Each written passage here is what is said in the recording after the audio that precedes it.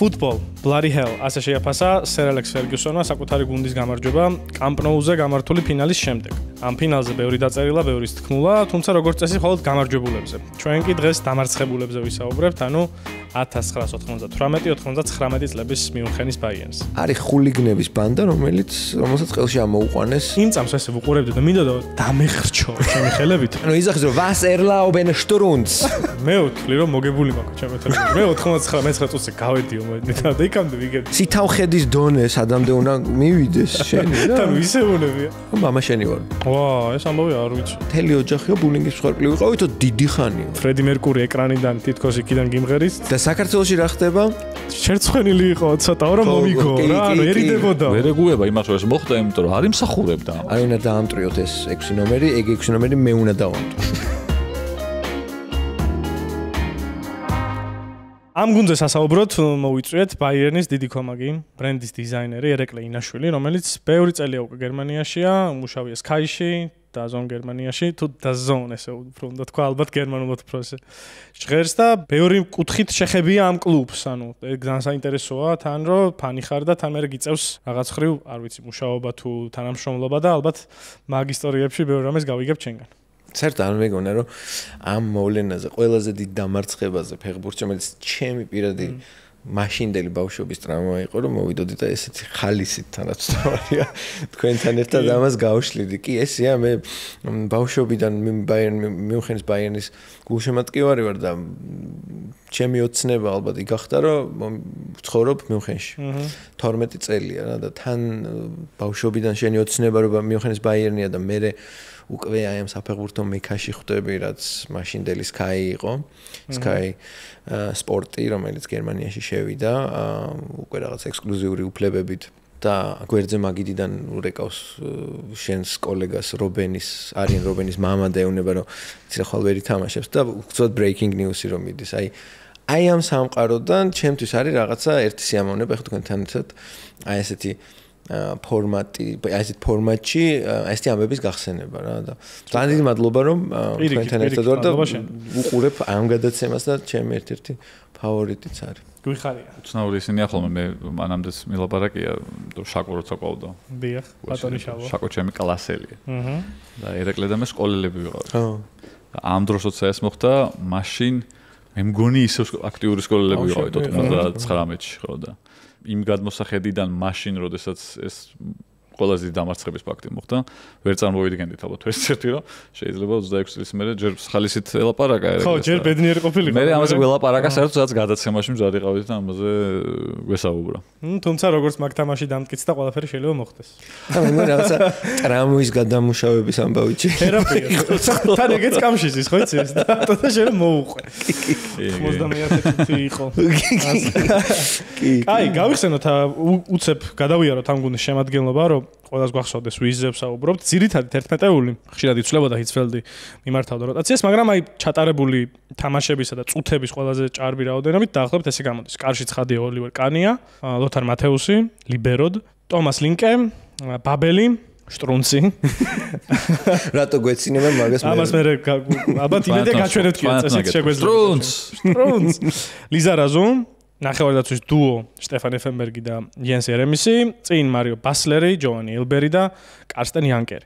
სათადარიგოები ტომას ჰელმერი, სამუელ კუფური, მიხაილ ტარნატი, ტორსტენ ფინკი, მეჰმედ შოლი, ჰასან სალიჰამიჯიჩი და ალი დაი, ასევე ალექსანდრ ციკლერი, რომელიც ამ სეზონში ძალიან მნიშვნელოვანი გამოდგა რაღაც თამაშებში და ამასაც ვიტყვით. ეხლა რა ხდება ამ დროს, აი რა გახსოვთ? საინტერესოა თქვენგან უკვე რაღაც თინეიჯერობის ასაკში შედიხართ, ხო, როგორც ვიცი და ესე ფეხბურთი საინტერესოა როგორ ხედავთ ამ დროს. თან შენგან განსაკუთრებით რომ აი Bayern-ი როგორ შემოვიდა შენ საგულშემატკივრო მაშინ აზროვნებაში. თან საინტერესო რა არის? ორი სამყაროა რეალურად. ჩვენი სამყარო, ჩაბნელებული თბილისი, მერხებზე დაწერილი ლოგოები და ხატული და ფერადი სამყარო, რომელიც რეალურად გერმანიაში და ჩემი გერმანელი მეგობრები დღევანდელი, ისინი როგორ იხსენებენ ხოლმე ამ ყველაფერს რა და ეპოქა არის ძალიან საინტერესო, იმიტომ რომ 90-იანებში დაიწყო პრივატული სატელევიზიო არხების დიდი ბრენდების შექმნა, ექსკლუზიური უფლებები, მარკეტინგი, ბრენდინგი ძალიან ჭარბად შემოდის უკვე სპორტში. და აი ეს ფერადი სამყარო უცბად აღწევს თბილისში ჩვენთან, იმიტომ რომ ვინც ჩვენი ოჯახის წევრები ნათესავები თუ მიდიან გერმანიაში, იქიდან აგზავნიან ამ ფერად არტეფაქტებს, აი ამ ფორმას მაგალითად, ხო? და თბილისში ეს არის რაღაც ანათებს, უკვე სხვა რაღაცა არის, იქაური სამყაროს გადმონაშთი რა და ჩვენ ამ დროს უყურებთ საქართველოს ხმაზე სანდრო ცნობილაძის მას, რა ქვია, მეორად შავთეთ რეპორტაჟს. და ვართ აი ამ სრულ რომანტიკაში საერთოდ არ ვიცით როგორი ხმა აქვს სიტყვაზე მატეუს ან ეფენბერგს რა არასდროს არ მოგვისმენია ინტერვიუები და იქ არის ამისი ტირაჟირება ძალიან მაგარი ანუ მიდის ბოლომდე და წარმოიდგინეთ ჰერნესი არის მენეჯერი მისი ფრანც ბეკენბაუერი არის პრეზიდენტი და ჰერნესის სკილი მთავარი რაც არის მენეჯერის იზან მიმართულად ჩალიჩობს იმას რომ მედიას კონდეს პირდაპირ კავშირი ფეხბურთელებთან. ეს რას ქმნის? ქმნის იმას, რომ იყოს ბევრი ჭორი, სკანდალი და იცი რა პერიოდია და რა იმას ამართლებს, რომ ყველა პიარი და შავი პიარის პიარია. FC ჰოლივუდიც. FC ჰოლივუდის ამბავია რა და აწყობს, იმიტომ რომ იყიდება მაისურები, იყიდება არტეფაქტები და ფანშოპები დღეს რო აი უყურებთ რაღაც ბარსელონას, ბაიერნის და მანჩესტერის ფანშოპები, ეს ის ფანშოპები არ არის, მაშინ იწყება. ჩვეულებრივ მაღაზიები არის, აი და დაახლოებით ჩვენთან როგორც არის ეხლა, იმ დონეზეა, იმ დროინდელი საფეხბურთო მარკეტინგი და ჰენესი ჩალიჩობს იმას, რომ ყველა რეპორტიორს კონდეს პირადი ნომერი ბასლერის და დაულიკოს საღამოს ბარში როდის მიდიხარ და ის მივიდეს და მე იქ დაიწეროს, იმიტომ რომ ამის ტირაჟირება ხდება და სტადიონები ივსება უკვე და რეკლამები და სარეკლამო სასპონსორო კონტრაქტები ივსება და აი ეს შენი თქმის არ იყოს FC ჰოლივუდი იქოქება ბოლომდე რა. ხო. თან რო დავამატოთ ბაიერნი არ არის დომინანტი. არანაირად სპორტულად არის შუაში რაღაცა წვალობს. დიდი ერის მერე ბეკენბაუერის და ბომბერის და იმის მერე 70-იანების მერე არაფერი საერთაშორისო წარმატება არ აქვს არის რაღაცა რა თქმა უნდა ბაიერნი მაგრამ დღევანდელი ბაიერნი არ არის რა ებრძვის იქ ეჭიდავება დორტმუნდს მას რა ქვია კაიზერსლაუტენზე ვილაპარაკებთ და არის აი ესეთი ერა არეული ქაოტური და საინტერესო ალბათ ერთი სიტყვით რომ შევაჯამო არის ბუნდესლიგაში არის ძალიან საინტერესო ხანა საინტერესო ქარაქტერებით, აი ამ ხასიათებით, რაღაცა ტიპაჟებით, ოტო რეჰაგელი, ბეკენბაუერი, დორტმუნდის მაშინდელი მწვრთნელია, ეს რა ქვია, ჰიტფელდი, ტრაპატონი არის მანამდე კიდე ამ წლებამდე და იქ ბევრი რაღაცა ხდება და დუხს რა მოკლედ ეს ბუნდესლიგა არის რაღაცა გარდატეხის ეპოქა რა. ხო, საინტერესო მე ბერჯერ მithქვამს რომ აი მაგ პერიოდის ცოტა მოგვიანებითიც აი რაღაცა 3 წელს რო გადაახვიო იქით მაგ პერიოდშიც აი ფეხბურთს ხო იშვიათად უყურებდით, მაგრამ როცა ქონდა საშუალება რომ გვეყურებინა, არჩევანი რომ დამდგარიყო, აი საშუალო დონის გუნდების თამაში ვისი მეყურებინა, რომელი ჩემპიონატის რა, ულაპარაკოთ ბუნდესლიგას ვარჩევდი, იმიტომ რომ ყველაზე საინტერესო იყო ბუნდესლიგის ყურება, დღევანდელი განმოსახედიდან ძალიან უცნაურად ჟღერს ეს. დღეს უფრო პრემიერლიგაა დომინანტი და მაშინ სერია A დომინირებს ეს მთლიანად ზოგადად ფეხბურთში, მაგრამ აი საშუალო აი ბაიერნი ბორუსიას რო გამოვაკლო სიტყვაზე. თქვენ ამათო ჩამოსულიყავი რა, აი კაიზერსლაუტენი იქნებოდა ეს ნიურნბერგი, არის ნებისმიერი შტუტგარტი. ო რა ვიცი, ჰერტა არის მესამე ადგილოსანი ამ სეზონში. ხო და აი ორი საშუალო დონის გუნდის დაპირისპირება ყველაზე კარგი სანახავი იყო ბუნდესლიგაში ყოველთვის რა. იმიტომ რომ რაღაცა ისტორიები და ქარაქტერები რაც შენახსენე, ყოველთვის მაგარი ტიპაჟები იყო ხოლმე. ბოხუმი იყო რაღაცნაირი გუნდი დარიუს ვოში ყავდა და უყურებდი რა, აი ბოხუმი რაღაცა იმას რა ქვია, მიუნხენ 1860 შვენიერი გუნდი იყო მაშინაც. ეხლა სამწუხაროდ ჩაიძირა მესამე ლიგაში. აი ხა ვერ წარმოიდგენ რომ ნიურნბერგი იმას რაღაცა მეორე ლიგაში ნიურნბერგი მაგრამ ნუ აი სიტყვაზე ჰაიდენჰაიმს ალბათ ბუდუს გამოვუყურებდი ხო ჰაიდენჰაიმის თამაში რო დამაძალო ბუდუს გარეშე ვერ უყურებდი რა ია მაშინ არ იყო ეგრე მაშინ ძალიან კარგი საყურებელი იყო ნებისმიერი თამაში ხო ნუ მაგრამ დომინაცია სერია A-ია ეს პარმაზეც რომ ამავე სეზონის პარმაზე რო ვილაპარაკეთ მაშინაც თქვით მაგრამ თუ ვინმეს არ ახსოვს რაღაც ეს არის ეპოქა როცა 92-დან 98 წლამდე ერთი იტალიური გუნდი მაინც არის ჩემპიონთა ლიგის ფინალში. ეს არის პირველი სეზონი მაგ პერიოდში, როცა ამ სეზონში ვერ გავაფინალში. ხო, UEFA იგივე არა UEFA-ს დასწრა, ოღონდ 99-დან 95 წლამდე, 6 წელი ორივე ტურნირზე იტალიური გუნდი გადის. ხშირად იგებენ კიდეც, ხშირად ორი ერთმანეთს ხვდება და მოკლედ დიდი დომინაცია. მაგრამ ეხლა რაც თქვი, ხო, 98-ს რო დავუბრუნდეთ, სოფლიო ჩემპიონატია ახალ დამთავრებული და ეგრე შევდივართ ამ სეზონში. აქ სხვათა შორის ბაიერნზე 7 მოთამაშე ყავდა ბაიერნს სოფლიოზე გაშვებული, არ თვლი ჰამანს, იმიტომ რომ ჰამანი წავიდა, მაგრამ თვლი იერემის, იმიტომ რომ ნუ ეხა იყიდა სოფლიომდე და არ იყო ეფენბერგი. საინტერესო რატო არ იყო ვინც არ იცის ეგ ამბავი წინა მსოფლიოს ის გადმოყვა ნაკრებში ინციდენტი როცა ფანებს უჩვენა შუა თითი კინაღამ გავაკეთე მეც კინაღამ არ გააკეთე ხო მაგრამ არ დაზუმოთ ხო და მოკვეთილია ნაკრებიდან ფაქტობრივად მაშინ თუ არ ბასლერზეც იყო რაღაც ლაპარაკი რომ არ უნდა ეთამაშა მაგრამ მაინც მგონი ითამაშა ეს სოფლიო თუ სწორად მახსოვს შეიძლება იერემისზე იყო თუ იყო დომინანტი როლი არ ქონია არ იქნება მეც არ მახსენდება ხო მაგრამ გერმანიამ რა ქნა გავიდა მეოთხედფინალში მარტო და მერე წააგო იქ ხორვატიასთან რომელსაც წააგოც არქია მაგას განადგულა ხო და საინტერესო რა იყო იცი ეფენბერგს აქვს მოყოლილი ეგ რომ ნაწყენი იყო ფანებზე მანამდეც ანუ იმ მომენტის იმპულსი არ იყო ამ შუათეთის ჩვენება ერთ-ერთ თამაშზე არ მინდა შევცდები თუ არ ვცდები ნიუნბერგში თუ ჰანოვერში შევიდა შეცვლაზე და რატომღაც არ იღებდა გერმანიის ნაკრების ფანობა ეფენბერგს არ მოწონდათ რა ეთყობა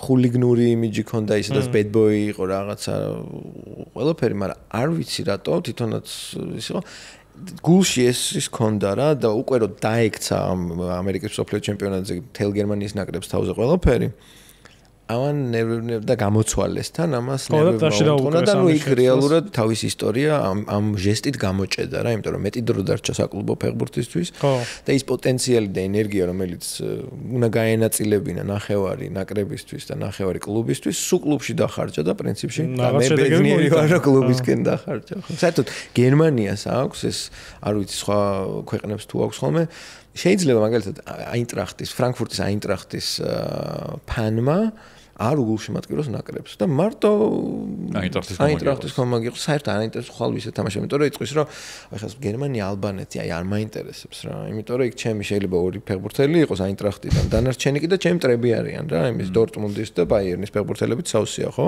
ნაკრები სიტყვაზე აი ეს ფენომენები არის და მაგ ისტორიის ამბავით შეიძლება საფრანგეთშიც გამიგიას ეგეთი რაღაცები სოთესურს ასევე ანუ შეიძლება დიდი ქვეყნის ანუ თემაც არის ასე არ ვარ ანუ იტალიაში ზომაში ხო დიდი გეოგრაფიულად დიდი მეტი ადამიანი რო ცხოვრობს ნაკლები ისა მიჯაჭვულობა აი ინგლისელებს არა აქვთ ეგ თქვა ხო ინგლისელებს და იტალიელებს არა აქვთ ინგლისელი მაინც ხომაგობს ვარიანტი ოღონდ ფეხბურთელებს აქვთ ხოლმე ხშირად რაღაცეები ქონდა ყოველ შემთხვევაში აი იმ ოქროს თაობაზე რო ლაპარაკობენ სკოულზი რაღაცა ეგ კლუბებიდან წამოყოლილი მეტოქეობა მოყვებოდა ნაკრებშიო ხშირად უთქვა რა ხდება ახლა სოფლიოში ზოგადად რა პერიოდი 98 წელი რავი რაღაცა Google იქნება იქ Bill Clinton-ის impeachment-ი იწყება იქ რაღაცები ხდება საინტერესო პერიოდი ყველგან რა აი აქ გვიდევს სხვათა შორის ძალიან საინტერესო ჟურნალი რომელსაც გადავაწყდით ბუენოს აირესში შემთხვევით ერთ-ერთ რაღაცა ფანშოპში 98 წლის ყველა ნაკრები ესე ფოტოებით არის სტიკერების ალბომია ხო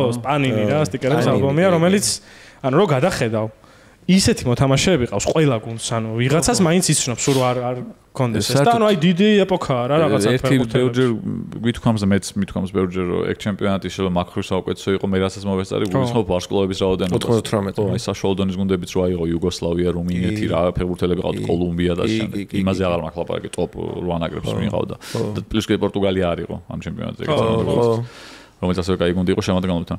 გარდა ამისა, პანინის სტიკერის ალბომი თუ გქონდა, გულშემატკივარს ფეხბურთის წინ ასაკში ვიყავით, ხო? ანუ აი, ჩემი ყავი კაცი. უკვე სხვა შემდგარი ისეყავი. მე თავარი პრობლემა იყო, რომ სად უნდა გეშოვა ეს სტიკერები, ჩამოდიოდა ხოლმე, ჯიხურებში იყიდებოდა, მაგრამ ყოველთვის არ იყო რა, ხან იყო, ხან არა და იმაში ხა ფული უნდა გეხარჯაო, საკაიფოდ. თანახე კაც ამოდიოდა ერთ-ერთი იგივე, შეიძლება 5 ფეხბურთელი ყავდა ერთ-ერთი იგივე და ვიღაცები მე ამოღამებდი პროცესში, რომ ვიღაცა იშვიათი ტიპი იყო, არ ამოდიოდა ისე ხშირად და მარტო ვიღაცას ყავდა ერთს და შენ რო მე მახსოვს. მე იმახსოვრებდი. აი, ამის შემდეგი სეზონი იყო, მე 99-2000-ის სეზონის ის იყო სტიკერის ალბომი იყო სერია 100 და იყიდებოდა სტიკერები შოულობდით და მახსოვს რომ ბატისტუტა ხო მე როგორც მიყვარდა ყველაზე ძალიან დიდი ხანი არ მომდიოდა ძალიან დიდი ხანი არ აგრავიწვალე ძალიან დიდი ხანი და შენ მაგას პიტი რონალდო ამოუვიდა ბრაზილიელი და მაგაზე ეგეც ამპავდა და ნებისმიერებოდა და რაღაცა აუ რა რთულ იმაში გივლი. რანაირი ეპოქა იყო რა, როგორც სანუკვარები იყვნენ ეს სტარები რა, ბავშვებისთვის. ანუ ეხლა TikTok-ზე უცბად ჰოპ ასკროლავ და აქვე არას ლაპარაკობს რა ჭამს რა და აქ ძალიან დიდი დისტანცია იყო რაღაც ხატებასავით იყვნენ რა, ეხლა შენ თქმის არ იყოს ბატისტუტას რო ელოდებოდი და უდა რაღაც 1-3 ფოტო არსებობდა შეიძლება უტრირებ, მაგრამ დაახლოებით ხო? რაღაც ხო ეგრე იყო რა. რო დაიმტრა მაგალითად იგივე ბატისტუტა ცნობილ სეზონში როცა ფიორენტინა ჩემპიონობის იბრძოდა პრეს კონფერენციის კადრები სადღაც გავიდა რომელიღაც ტელევიზიაში შემოვიდა ეს საბაშირში რო ქონდა ფეხი და რო შემოვიდა ამ პრეს კონფერენციაზე და მაშინ დავამოღამე რომ იყო პირველი შემთხვევა როცა ეს ტიპი მოედნის მიღმა საერთოდ რაღაცა ფორმაში ვნახე რა ხო და ხმა როგორი ქონდა ხო პირველი შემთხვევა იყო ძალიან ის იყო რაღაცა რომ აი ვის როგორი ხმა ქონდა არიცოდი ხო ეხლა შეგიძლიათ ცეკვა ნახო ტიპის თან თვითონ დებს რაღაც იარუღებს შორიდან ლევანდოვსკი გამახსენდა ეპოქა ქონდა სულ ცეკვის ვიდეოებს დებდა. ხო, პანდემიის პერიოდში იყო განსაკუთრებით. ლევანდოვსკიმ მაგრა ჩააჭირა ცეკვა. ხო, ხდება ამ დროს ფეხბურთში ლიგა ბოლოს ჩემეთა ლიგა მოიგო რეალმა 98 წელს. 32 წლიანი პაუზის მერე. 32 წლიანი პაუზის შემდეგ მიატოვიჩიმა კროსბურთი არის რონალდოსი. რომელსაც ჰქონდა ძალიან მაგარი სეზონი ინტერში და ბარსაში შეაგდო 97 წლის კალენდარულ წელში 48 გოლი, 9 პასი გააკეთა, ნაკრებში 16 გოლი, 11 პასი, მოკლედ ძალიან, ანუ სულ ჰქონდა 64 და 20 ასისტი. 64 გოლი, 20 ასისტი. ყველანაირად კალენდარულ წელში. არა ნორმალური შედეგი. ეკუთვნოდა, ესე თუ შეხედავ, ინდივიდუალურად რაც შეიძლება იყოს და თან არის რამდენი წლის ამ დროს, ძალიან პატარაა 22-ის თუ. ყველაზე პატარა არის. დღემდე. ხო. რეკორდსმენი. მაგრამ აი გერმანიაში ეს ნაწილობრივ თქვი რომ როგორი გამოწვევების წინაშია ბაიერნი დღეს ახლა რავი ბოლო 10 წელია რომ აი ლევერკუზენამდე 10 წელი იგებდა ბაიერნი ეგეთი რამე არ ხდება 90-იანებში მაგალითად ორჯერ დორტმუნდმა მოუგო ბუნდესლიგა ორჯერ ასევე კაიზერსლაუტერნმა თითოჯერ შტუტგარტმა ვერდერმა ანუ ბაიერნი კი არ არის დომინანტი ბაიერნი არის ესე 3 წელში ერთხელ მოიგებს ერთ-ერთი არის ამ ვითარებაში შედის ერთადერთი რაც აი ამას შეიძლება ცოტა არ მუგეშებდეს ესე დომინაციის ამბავში UEFA-ს თასი მოიგეს 96 წელს და ესეც რაღაცა სათიშორს ეგ იყო ძალიან მაგარი UEFA-ს თასი იყო. კი მოუგეს ფინალში ბორდოს და შეიძლება ისე არ ღერდეს ახლა მალის ბორდოს ზიდანი ყავდა ჯერ ესე დიუგარი. კონტინგენტს რო გადახედო ვინ ითამაშა მაგ სეზონის UEFA-ს თასზე გუნდები სახელები რო აიღო რა. აი ეგ და შემდეგი იყო თუ არ ვცდები კიდევ. ყვა ჩამოგივარდება რა. მარელოდები დღევანდელი გამოსახედიდან რომ ეს რანაირად ხდება აქ რომ ბარსელონა, ბაიერნი, მანჩესტერ იუნაიტედი, ლივერპული და ეს ამდენი გრანდი თამაშობს UEFA-ს. ეგ არის მათ შორის იმიტომაც რომ ჩემპიონთა ლიგა ჯერ არ არის გაფართოებული არბიტრი და ესეთი გუნდები, ან მარტო ჩემპიონები გადიან ჩემპიონთა ლიგაზე. კლასი ეგეთი ტურნირების ეგ კი არა ხა UEFA-ს თასი ვთქვი და თასების თასიც ხომ ხარისხოვანი იყო, მაგრამ რეალურად იქაც ნაწილდებოდა ეგეთი საინტერესო გუნდები ჩელსი იყო ხო? ლაციო თამაშობდა და მაგარი ლაციო და მაგარი ჩელსი იყო. მაგარი გუნდი დამოვიწყდა ხო? რეალი. რეალიც UEFA-ს თასზეა. კი. ან წელია შემდეგი. მაგ წელს. ან 95-16, ან 96-17 რა რომელიღაცა ის წელი. ვითამაშა. თუ არ ვცდები მანჩესტერიც როცა იყო როტორმა რომ გააკეთო, ვოლგოგრადი. მაგ სეზონში მგონი რეალია და რეალს ვაგდებს ოდენსე თუ ანუ. ზიგიჟეა. 17 ან 17 მოკლედ და ბუნდესლიგაში უშუალოდ წინა სეზონი საერთოდ ამის წინა სეზონი სანამ ახლა გადავალთ. უკვე ამის შემდეგ არის რომ საერთოდ უდიდესი ალბათ ყველაზე ისეთი აი ლესტერამდე ითვლებოდა რომ ეს იყო ყველაზე დიდი სენსაცია, როცა და შეიძლება ვიღაცა თulides რომ მაინც ეს დღემდე უფრო მაგარი ამბავია, როცა კაიზერსლაუტერნი ამოვიდა მეორე ბუნდესლიგიდან და ეგრევე მოიგო ბუნდესლიგა. აბა. ანუ ესეთი რამე ლესტერმა კინაღამ გააკეთა, აი ერთი სეზონით ადრე იყო ამოსული, თორე ლესტერსაც მოუწევდა და ძალიან ისეთი ამბავი იყო, მაგრამ ეს არის ძალიან დიდი შოკი. ოღონდ კაიზერსლაუტერნი მე თუ მკითხავ შემადგენლობით ბევრად უფრო კაი გუნდია ვიდრე ის ლესტერი რა, ეხლა იქ არავინ არ იყო ჯერ სტარი. და აქ თამაშობდა ხალხი რა, ანუ ამ ჩირაკოს ფორცა ყავდათ მაგალითად, მე ბაიერნმა წაიყვანა, წაართვა და ნუ რეალურად ეგ იყო ხერხემალი რა, მაგაძე და მაგრამ ყველაზე შემქმნელი და ყველაზე მთავარი პერსონა მანდ იყო ოტო რეჰაგელი. ოტო რეჰაგელი მიდის ბაიერნიდან უშვებენ უფრო სწორედ სკანდალით და მთელი ამ თავის ბრაზს დებს ამ ცოტა პროვინციულ კაიზერსლაუტერნში რომელიც თან ძალიან ტრადიციული გუნდი არის ბეცენბერგზე ტყეში აქვს სტადიონი ძალიან ისეთი საკულტო მთელი ტყე რო უნდა გაიარო და ქალაქს დაყურებს ამ პატარა კაიზერსლაუტერნს ეს და ნუ მოკლედ ყველას უყვარს რა გერმანიაში ვისაც უყვარს ფეხბურთი ბეცენბერგს პატივს ცემს რა და აი ამ ბრაზით აკეთებს ამ ძალიან შეკრულ გუნდს და ჯერ რიხით იგებს მეორე ბუნდესლიგას და მერე ამოდიან ბუნდესლიგაში და ეგეთივე რიხით რაღაცა სასწაული შენ თქმის არ იყოს, რანაირად მოიგეს, მე მგონი დღემდე არავინ არ იცის. მე ეგ სეზონი მთლიანად მთელი სეზონი მახსოვს საერთოდ, ანუ აი. ხო, ამ სეზონში მარტში ხდება ის ცნობილი პრესკონფერენცია, გაბრაზებული. აი პრესკონფერენცია როგორც მახსოვს, მე მაქვს ნანახი ცოტა მოგვიანებით, მაშინ მაგ პერიოდში ხო არ იყო ისა და მე მაქვს ნანახი, როცა ინტერნეტის ეპოქა შემოვიდა უკვე რამდენიმე წელიწადში რეალურად, მაგრამ აი ის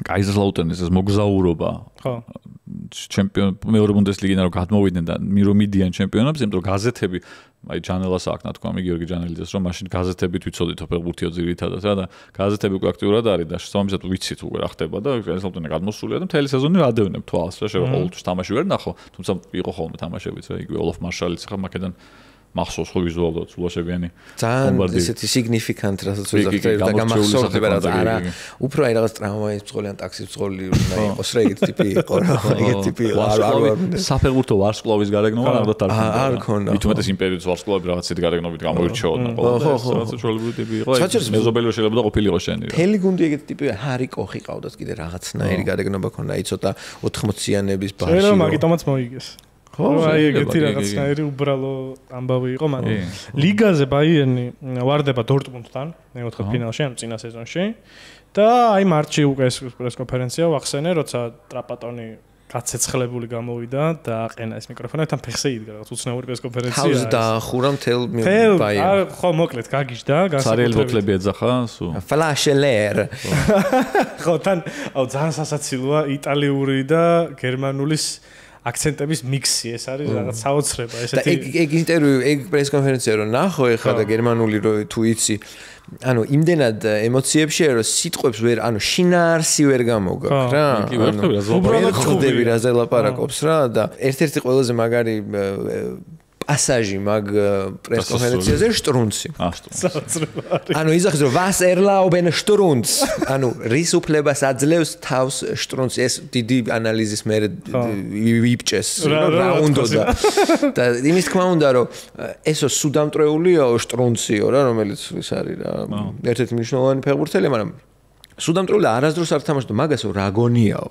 აი ამ დონეზე ლაპარაკობს, მაგრამ არ ესმის იქ არავის რა და პასაჟს აკეთებს და Strunz.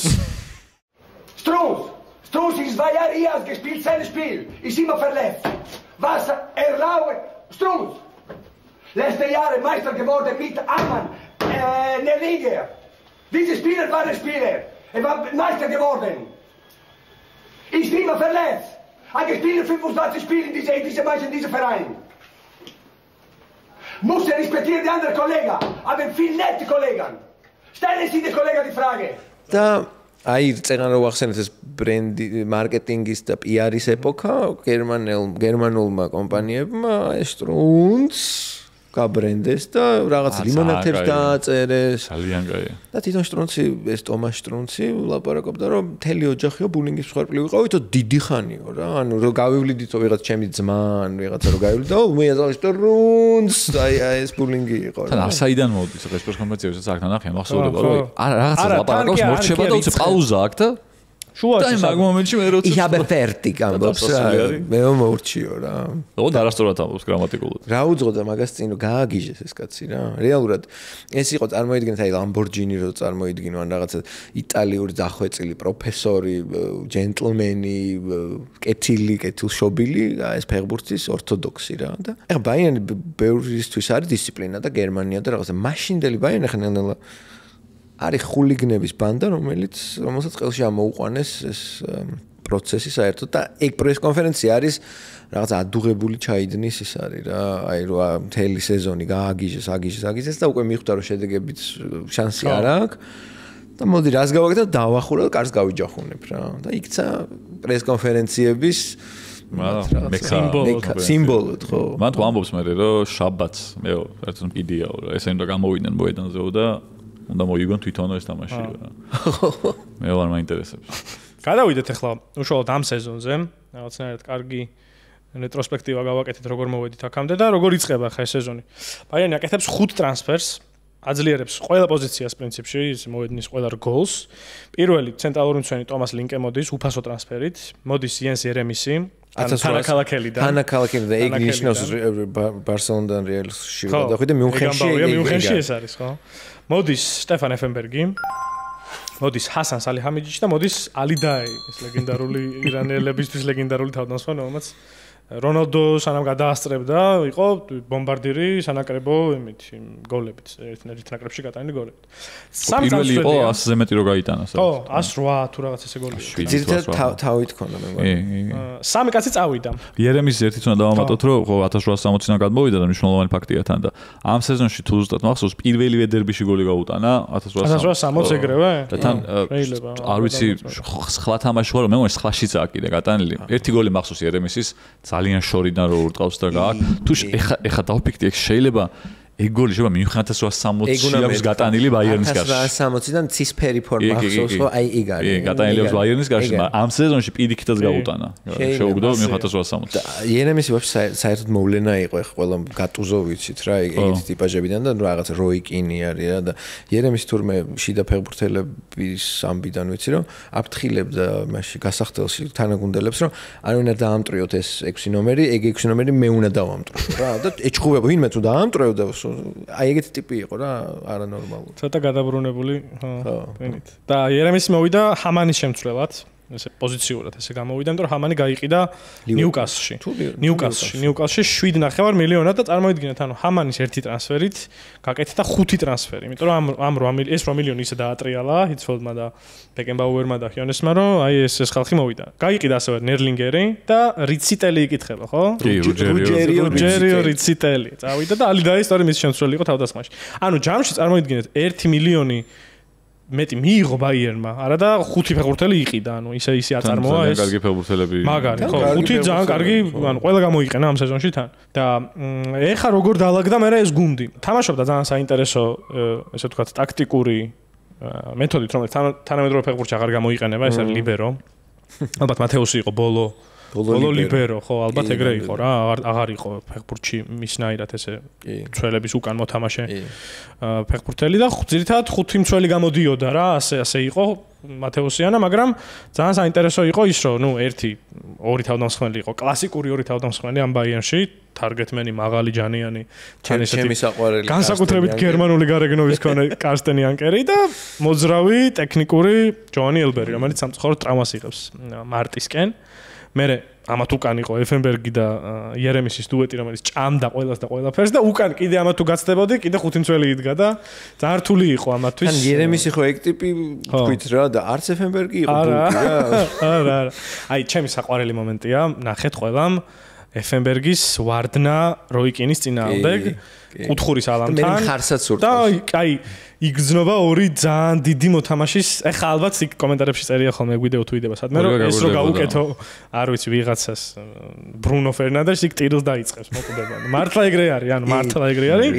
უხეშად ბურცე კი თამაშობს, მაგრამ ფეხში ურტყავს, მაგრამ არა, ამას ფეხებზე კი დიადგება და მე მხარს ურტყავენ თან კარგი მომენტი. თან იერემისი ეს ენერგია მაგრამ კი, აი ეს არის რა, ანუ აი მაგ ეპოქის ფეხბურთის კარგი რეკლამა შეიძლება იყოს ეგ წამიანი. თუ გინდა გააგებინოთ ადამიანს როგორი იყო თამაში. როგორი ფეხბურთი იყო. ეს ბაიერნიც იერემისი ერთი კარგი მართლა სოფიან ზაღლივით დარბოდა წინ და უკან. პლუს ეფენბერგი რომელიც ამასთან შედარებით არის, ნუ აი ტექნიკურობის ამბავში, რომელიც ლიონელ მესია, მაგრამ თან არის ასევე ამონტანი კი ყველაფერს აკეთებს და ცოტა უფრო შემტევი კიდე ითვლება, რომ ამათში არის მარიო ბასლერი, რომელიც ასევე არ არის დედიკოს ბიჭი ნახდათ არ არის აცის და თუ რამეა ისიც თავით გადავარდება ეგრევე ბანერ კონფლიქტში და ძალიან ის არის. ახლა ტრაპატონი რო ვახსენეთ ეს პრეს კონფერენცია ცნობილი ბასლერის ერთ-ერთი დამსახურება იყო ეგ პრეს კონფერენცია, იმიტომ რომ ბასლერი იყო ფეხბურთელი, რომელიც ძალიან ჩვეულებრივად გაправებული ქონდა ბოდიში ამ სლენგისთვის ჭყალებში. სიგარეტი ედო იმაში რა ეს თარო რო არის აი გასაჩვეულ ხო სანთებელა სიგარეტი რო შედა ეწეოდა რა და ესენი ტაქტიკას არჩევდნენ რეალურად ეგეთი ამბები იყო თვითონ ცნობილი ის არის ფაქტია რა და წარმოიდგინე იყო უზადოდ ტექნიკური ამავე დროს და აი თუ რაღაცა ხშირად ვსაუბრობთ ხოლმე გიორგი ქინქლაძის ფენომენზე როგორი ნიჭი ქონდა და ცოტა ეფენბერგის ის რო ქონოდა ან თუნდაც გიოზე რო კეცბაიას მენტალიტეტი რო ქონოდა რა იქნებოდა ხო აი იგივე იყო მარიო ბასლერი ეფენბერგის ან იერემისის მენტალიტეტი რო ქონდა და კიდევ უფრო დიდი იქნებოდა, იმიტომ რომ გარდა იმისა, რომ ჯარიმებს ყრიდა და ტექნიკური იყო შენი თქმის არ იყოს, რაღაცა სასწაულ არაორდინალურ გადაწყვეტილებებს იღებდა და შლიდა შეტევებს რა და ამ ძიმე ბეტონს თუ heavy metals იერემისი ეფენბერგი უკან და წინ ბასლერი იყო რაღაცა სასწაული. ბასლერი ფინალის წინას აკეთებდა ამას ცოტა მერე მოგვიანებითაც ვილაპარაკებთ. ძალიან საინტერესო ამბავია. ხო, ამ მათეუსსაც ვიცი რომ რაღაცები შენ განსაკუთრებით შეგიძლია მოყვეთ ან მათეუსი ამ სეზონში არის 37 წლის უკვე კარიერის ბოლოში გადის ამ სეზონის მერე მიდის ბაიერნიდან საერთოდ ამერიკაში და ძალიან საინტერესოა აი მისი ბოლო last dance რო ეძახიან ხოლმე ბოლო ცეკვა რა ბაიერნში და თან აი არის საძირკველი რასაც ქვია გუნდის გას ყველაზე უკან, მარტო კანია მის უკან და ესე კარნახობს და დირიჟორობს ამ თამაშს რა.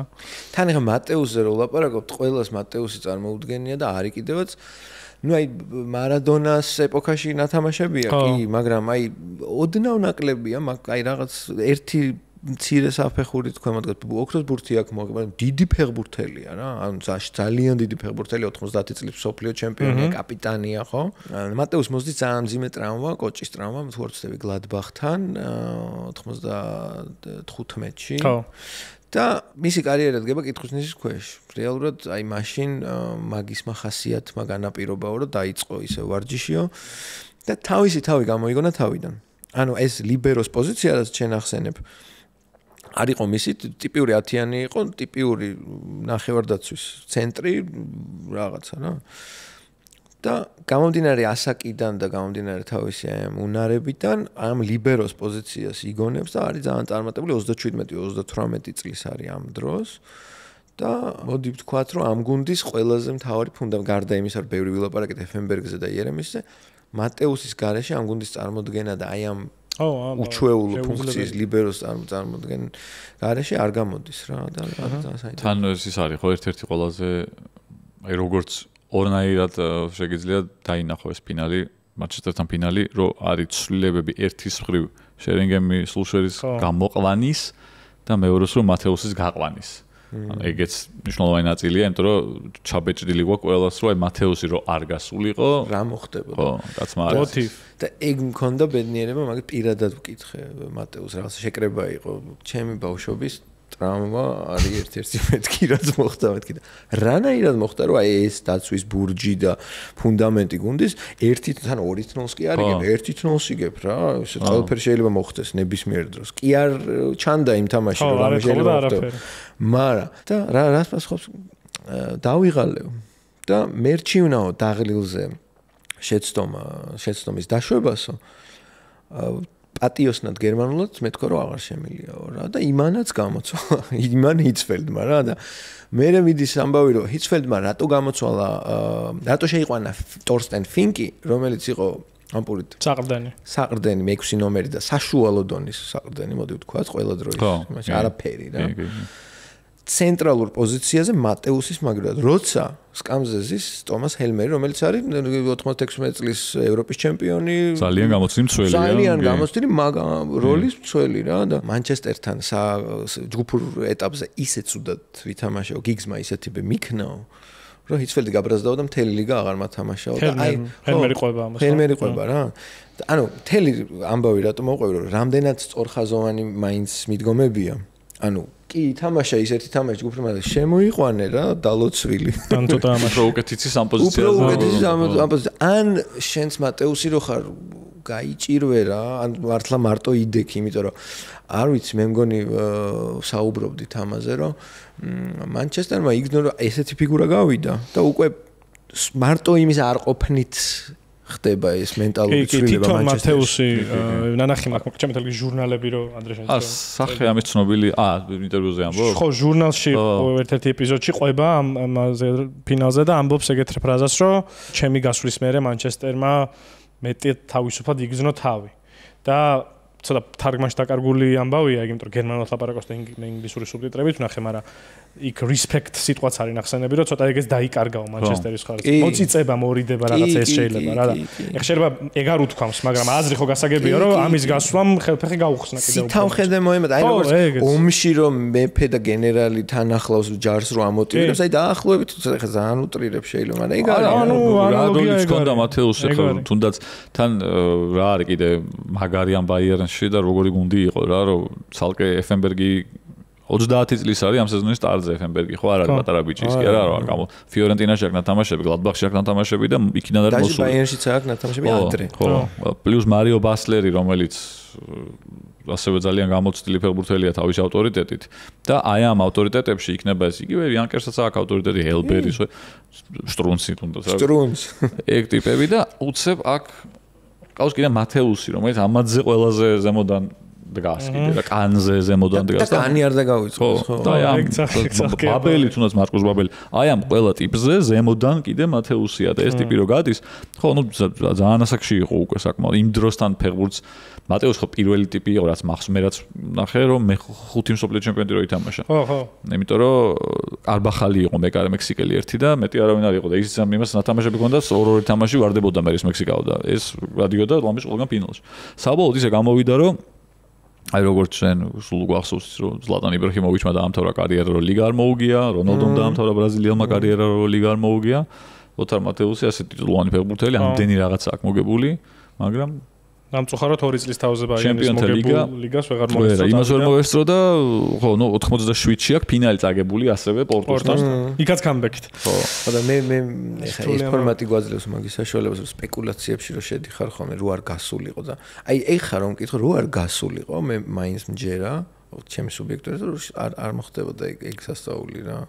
ანუ დიდი იმას არ ჯერა იმიტომ სულშერი ხო იმიტომ აი შეიძლება ის შეცდომა არც დაეშვა ანუ დაეშვა რაღაცა ფაქტორი იქნება და მაგაში არ გონია რომ ეგ რაღაცა აზრის მოკლებული არის ეხლა რა ხდება ბაიერნის მოკლედ გადავიაროთ ამ სეზონში ეს სეზონი ყველას მიუხედავად იმისა რა მოხდა შიგნით გერმანიის შიდა ტურნირებზე ამახსოვრდება მაინც ამ ფინალში მარცხით თუმცა ბაიერნი ბუნდესლიგის ჩემპიონი გახდა მე-15-ად მოიგო ეს ტიტული თან ძალიან დიდი სხვაობით თუ არ ვწდები მოიგეს 16 ქულით მეორე ადგილოსთან და გაინაღდეს 5 ტურით ადრე ანუ ყველაფერი აქ იყო ძალიან მარტივად გადაწყვეტილი არანაირი კითხვის ნიშნები არ ყოფილა თასის ფინალშიც გავიდა ბაიერნი თუმცა ამ ფინალის ანუ მანჩესტერთან წაგებული ფინალის შემდეგ იყო თასის ფინალი და ეს უცებ ვიტყვი ჩემპიონატ ბუნდესლიგაზე მიყვარს ხოლმე მაგაზე ჩაჭერა რომ ამ პერიოდში ოღონდ ბაიერნი თუ იგებს ბუნდესლიგას იგებს ძალიან დიდი გაჭირვებით თან ანუ ძალიან საინტერესო ტურნირია ბუნდესლიგა ხო ეს იყო გამონაკლისი ბოლო ხო მაგასთან ბოლო 15 წელი 10 წელი რასაც მივეჩვიეთ რომ ბაიერნი გავარდება და ჩემპიონატის დაწყებამდე რო იცი რომ ჩემპიონია და ლევერკუზენი რო გამოხდა შარშან რო გავგვიკვირდა ყველას და იქამდე ბაიერნის ბორუსია რო იყო კლოპის ამ პერიოდში ბაიერნი ესე ბუნდესლიგას თითქმის ვერავის ვერ იგებს. თუ იგებს ძალიან მჭიდრო ბრძოლაში, იმიტომ შემდეგ წლებშიც როცა იქნება 99-2000-2001 ხო? იქ შალკე რო უნდა გამხდარიყო ჩემპიონი ლევერკუზენს რო წაართვეს ბოლო ტურებში, მე დორტმუნდი ხდება, ისე ბაიერნიც ვეღარ ხდება. ძალიან დაძაბული არის ბუნდესლიგა, ძალიან მაგარი ტურნირია, ძალიან საინტერესოა.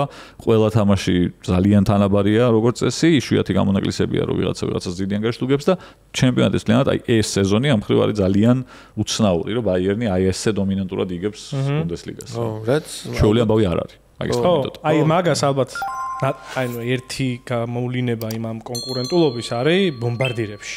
ანუ სატურნირო ცხრილზე გარეთყობა, მაგრამ ბომბარდირების ხუთეული რო აიღო ბუნდესლიგაში ვინ იყო ბომბარდირები. 10 წელი ლევანდოვსკი რო ხდებოდა ზეთი. იქ პირველი არის პრეცი, ულფ კირსტენი, ნოივილი, ტონი ებოა და მერე არიან იანკერი და ელბერი 13 გოლით. 13 გოლი. ტურნირის გამარჯვებულის გუნდიდან საკმაოდ ცოტა არის. ეგ ერთი და მეორე 13 გოლი ბაიერნის საუკეთესო ბომბარდირებისგან ცოტა, როცა ლევანდოვსკი 5 ბურთს აგდებს შეცვლაზე შემოსული. ეს იყო ჰიცფელდის მესამე ბუნდესლიგა, მანამდე 2 დორტმუნდში ქონდა მოგებული. 14-15. აქ, ნუ დომინაციაზე ვთქვით და სხვა შორის სულ 2 გუნდი იყო, რომელსაც ერთი თამაში მაინც ვერ მოუგეს. ანუ იყო ჰიცფელდის ყოფილი გუნდი დორტმუნდის, ნევიოს კალა იყო ამ დროს წვრთნელი, ორივე პრემორჩა 2-2 და ჰერტასთანაც ორივე თამაში ვერცეთ ვერ მოუგეს. უბრალოდ მგონი ერთი წააგეს და ერთი პრემორჩა. ანუ დანარჩენი ყველას ხადია მოუგო. თასის ფინალში გავიდნენ, სამწუხაროდ ალბათ ბაიერნის ფანებისთვის ალბათ სამწუხაროდ მაინც ამ მანჩესტერთან წაგებული ფინალის რაღაცა იმაში ნაბახუსევით 10 დღეში იყო ეს ფინალი და ვერდერთან წააგეს პენალტებში, ამიტომ რაც შეიძლება ყოფილიყო ტრებლი. თამაში არ წაუგია თქო. არა, პენალტებში წააგეს. ანუ თასზე მთლიანად ბუნდესლიგაში ერთ მატჩიანია, მანდაც ტურნირი მთლიანად დაამთავრა. ტრაგედია რა ბაიერნის. კი, ჩემპიონთა ლიგა წაუგებად არ დაუყარუთამაშია, მაგრამ ნუ ბრონდბიუსთან წააგეს, ხო? ხო. ჯგუფურ ეტაპზე. რომელიც ხო ძალიან დაეხმარათ, იმიტომ რომ იყო რაღაც პირველი ცირი საშინელ ჯგუფში იყვნენ მოხვედრილი. მანჩესტერი, ბარსელონა, ბაიერნი და ბრონდბიუ და დაგეგმილი ქულები გაქვს ბრონდბიუსთან და მიდიხარ და უცბად ჰოპ 2-1 თუ 2-1 წაგებს რა. 90-მე წუთამდე იგებდა ბაიერნი და 90-მე წუთზე ავტოგოლი იყო და მე კიდე ერთი და ეგ მარცხი ხო უცნაურია, მაგრამ ჩემპიონთა ლიგაზე მაგის მეტი არ წაუგია ფინალში. ერთ თამაშს წააგეს, ფინალი წააგეს, ონისიც მოგებული იყო ფაქტობრივად 91 წუთისთვის იგებდნენ. ბასლერს რა, იცი თქვამი? თასის თელ ტურნირზე თამაში არ წაუგიათ. ბუნდესლიგა მოიგეს სასწავლო დომინაციით. ანუ ბაიერნის идеალური სეზონი საბოლოო ჯამში გამოვიდა, იმიტომ დარჩა ერთი შვენიერი. მაგ ფინალზე ხა გამახსენდა ბასლერის რაღაცას უკითხულობდი. ნათქვამი აქ რომ მე ვთვლი რომ მოგებული მაქვს ჩემთან ლიგაზე. მე 99 წუთზე გავედიო მოედნით და იქამდე ვიგებდით. მე რა მოხდა ჩემი ბრალი არ არის. ეგ ტიპია ხო. ყველაზე მაგარი მე დღემდე ვერ ხსნი მაგ ფენომენს ამ ფინალის წინ ბასლერს რაც გაკეთებული, ეგეთი მე მგონი არავის არ გაკეთებული. ჩემპიონთა ლიგის ფინალის წინა ღამეს ყველა ფეხბურთელი ნერვიულობს ხო რაღაცნაირად ზოგი არ ვიცი რა დღეს რაღაც სხვა საშუალებებია ხო? ჩავიდა ბარში, ბარსელონას ამ სასტუმროში და ღამის 2 საათამდე სვავს ლუდს და ტეკილას როგორც ვიცი, ანუ წარმოიდგინეთ ჩემპიონთა ლიგის ფინალში. ჩადის ჰიცფელი და ეუბნება რომ ადიე ხო დროზე, თორე არ ითამაშებ შანსი არ არის. ანუ ეგრევე დღევანდელ კლუბში ალბათ ეგრევე მოკვეთდნენ ეგეთ რაღაც. ეს ჯერ ახვევს რომ ადი. ეს ეუბნება რომ არა, ვერ ვიძინებ, არ შემილია, ის ვერაფერს ვერ უხერხებს ადის. 4 საათზე ღამეს ჩამოდის ჰენესი უკვე. და ეუბნება რომ ხვალ შენ აღარ თამაშობ რა და ბასლერას პასუხობს მაშინ ვერ ვიგებთ. თუ არ თამაშობ, მაშინ ვერ მოვიგებთ. ანუ სითავხედის დონე სადამდე უნდა მივიდეს შენ და თან ვისეუნებია. თან ვისეუნები. ის ხალხი 4 საათზე ჩემპიონთა ლიგის ფინალის წინ. ულიხენეს ეუნები და რა თქმა უნდა თენდება მეორე დილა. ყველამ ახლა ვიცით რა გააკეთა და როგორ ითამაშა და ამას გონია რომ თავის მონაყოლიდან რომ მე არ ვითამაშებ. არ ვიქნები განაცხადში და ისე ვარ და უცბად უყურებ და განაცხადშია. ამ ყველაფერს ძირითადშია რა. მე აკეთებს გოლს. გადავიდეთ ახლა მაშინ მაგ ფინალზე, იმიტომ რომ ამას ცალკე ის მონაკვეთი ეკუთვნის. ხო, ახლა ბუნდესლიგაზეც ბევრს ვერ ჩავაჭერთებდი ლოყა. ხო, რა მოგებულია მარტივად თასიც, წაუგებლად გავიდნენ. ანუ ლიგა არის ძალიან საინტერესო. ცოტა მოკლედ ვთქვათ, როგორ მოვიდა ფინალამდე, იმიტომ რომ სადესე ფინალზე მისვლა რო არ გამოგვივიდეს. ხო, სიკვდილი ჯგუფი, ეგრეთ წოდებული მანჩესტერი, ბარსელონა, ბრონდბი, ბაიერნი ამ ჯგუფში გადიან პირველ ადგილზე. თან ახე ბრონდბიუ ბაიერნი რო არის პირველ ტურში და ბაიერნი რო აგებს დანიაში. განგაშის პარალელურად მანჩესტერი ბარსელონა მთავრდება 3-3. საოცარი თამაშია. და მე ხარ როგორც ბარსელონის გულშემატკივარი ვარი, მიხარია ბაიერნის წაგება, იმიტომ რომ რა გულები დაკარგეს. უკვე ხო. შემდეგ ტურში ბარსელონა პირველ ადგილზე არის, ხო? იმიტომ რომ მე იყო ბაიერნი მანჩესტერი მეორე ტურში. პრემორჩა და ბარსა მოუგო ბრონდბიუს და პირველ ადგილზე გავიდა. მაგის მე თამაში არ მოუგია, მაგის მე ბალოს მოუგეს, მაგრამ ბრონდბიუს და ის ბაიერნი მანჩესტერიც მეორე ტურის. ძალიან ახლოს იყო ბაიერნი წაგებასთან მანდ. ბოლოსკენ გაათანაბრეს ანგარიში. აი მაქედან მოყოლებული მე მახსოვს აი ყოლას ჯვარედინი ეხლა სადღაც ჩემპიონთა ლიგის ჯგუფები აღარ გვაქვს, მაგრამ ხო იყო მე-3-4 ტური ჯვარედინი ტურები იყო. აი მანდ გადაწყდა ყველაფერი სამწუხაროდ ჩემთვის. ხასან სალიხამიჯიჩმა რომ რატომაც მოისურვა მაგ პერიოდში რომ თავისი ფეხბურთის ისე თამაშა რომ პრაიმს გოლს აუკეთო ყოფილიყო. პრაიმ სალიხამიჯიჩი. თვითონ ეს ორი სასაცილო. მე მაგ პერიოდში ბაიერნის მიმართ მაგ ძალიან ცუდი დამოკიდებულება, იმიტომ რომ ძალიან მტკივნეულად მაგ ჩარჩენილი UEFA-ს თასის აი მოგებული ერთ-ერთი ორი ტურნირი რაც მოიგო 90-იანი წლის ინტერვალით ბაიერნმა 96-ში, როცა მოუგეს ბარსას, ბორდოს ფინალი, ნახევარფინალში ამარცხებენ ბარსელონას. და ძალიან მაგარი თამაშია, შოლმა გაუტანა ეგ თუ არ ვცდები გოლი, 2-2 მორჩა თუ არ ვცდები მიუნხენში და 2-1 მოუგეს ბარსელონაში. და ბოლოსკენ გაიტანეს იქაც გოლი. და ძალიან მაგარი მატჩები იყო. და ძალიან მტკივნეულად მახსოვს ეგ მარცხი ბარსელონას ბაიერნთან და ეხლა აქაც რო კიდე ორივე რომ მოუგო ბაიერნმა, ანუ მეთქი საშველი არ არის რა.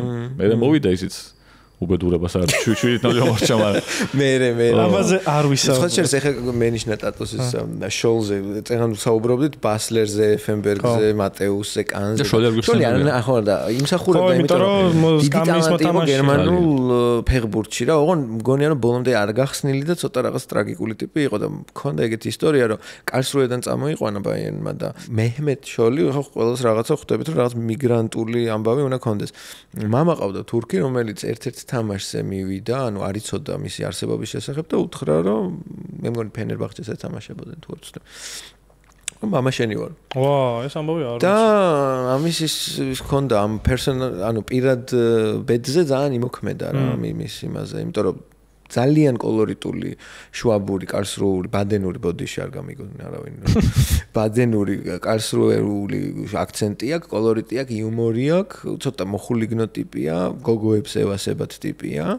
ჟურნალების ის არის, რა ქვია, პირველ ყდაზე ეწეღა რა ვახსენე ჰენესი. ო, სიმპათიური ტიპია. ხო, რაღაცნაირი საყვარელი ტიპია რა, არ ვიცი რატომ მოწონდოთ მე არ ვიცი, მაგრამ და რჩება მუდმივ ტალანტად რა, იმიტომ რომ მაგარი ტექნიკა აქვს. ძალიან მაგრა თამაშობს, აი მეების რა ქვია, იანკერი ელბერის უკან ძალიან ის არის. მატჩის მანჩესტერთან ფინალშიც ეთყობა ძალიან ლამაზ გოლთან იყო ახლოს. ხარიხას გაარწვა. მადლობა განგებას, რომ ეგ გოლი არ გავუვიდა. ფინალამდე მოვიდეთ, იმიტომ რომ ბაიერნმა გააგდო ჯერ კაიზერსლაუტერნი, მერე კიევის დინამო ძალიან მაგარ ნახევარფინალში, კიევში დინამო უგებდა 3-1, მაგრამ ბოლო 10 წუთში ბაიერნი ატრიალებს თამაშს და 3-3 მთავრდება და სახში უკვე მიუნხენში ბასლერის გოლით 1-0 და ისაც მაშინ ხო ის იყო გასვლაზე გატანილი გოლით თუ 0-0 მორჩეოდა მაინც გავიდა და მაგრამ გაინაღდა ხო ანუ უნდა გაეტანა კიევს 2 გოლი და ამიტომ გაძვრა ფინალში იქით მანჩესტერმა გააგდო ჯერ ინტერი მერე იუვენტუსი ძალიან მაგარ თამაშებში და აქაც კამბექია როგორც თელი სეზონი მანჩესტერის კამბექია და მოვდივართ უკვე ფინალში 26 მაისი 1999 წელი ბარსელონა ძალიან დიდი მოვლენაა რა თან აი გახსნაც ეგეთი თეატრალური არის მოსერად კაბალი გოლფკარდზე დადის და მღერის ბარსელონა იქ ფრედი მერკური ეკრანიდან თითქოს იქიდან გიმღერის ძალიან მაგარი ჰოლოგრამები არისო ჯერ თორე ხო და საქართველოში რა ხდება პირველი ჩემპიონთა ლიგის ოფიციალურად ნაყიდი რეპორტაჟია და ვის მიყავს კოტე მახარაძე. ხო და ნუ აი ლეგენდარული სეტაპია რა, საოცრება აქაც, იქაც, იქ საერთოდ და მათ დაანონსდა რომ რუსთაველმა შეიძინა ჩემპიონთა ლიგა და ოფიციალურად. შემდეგი სეზონიდან და აი პირველი თამაში უნდა იყოს ეს. და კოტე მახსოვს რა, ეგ თამაში კოტე მახარაძის ხმით მახსოვს რა. აი შვიათია თამაშები რომელიც ზუსტად გახსოვს სად ნახე და ამ თამაშს ეს თამაში მახსოვს სად ვუყურე. საძინებელში დედა ჩემის და მამა ჩემის საძინებელში სახში ვიყავდი და ჩვენ ჩვენ საძინებელში ვიყურებდი და მახსოვს რომ ბოლოსკენ უკვე რაღაცა მეჩხუბებოდი წაი დაიძინეო. საგვანებეო თავიო რა არა ინტერესებდა და ჩემს არ ინტერესებდა ნახდა და მამა ჩემი არ მახსოვს რა თქო ვიყურებდა შემანასვამი იყო არის. ვერ ვიხსენებ. მაგრამ მახსოვს როგორ ის მომენტი იცი რომ გაათანაბრა მანჩესტერმა მაგ მომენტში მამა ჩემი იყო გასული აბაზანაში. და მე გახარებული გავარდი და კარზე მიუკვაკუნა რომ მეთქი.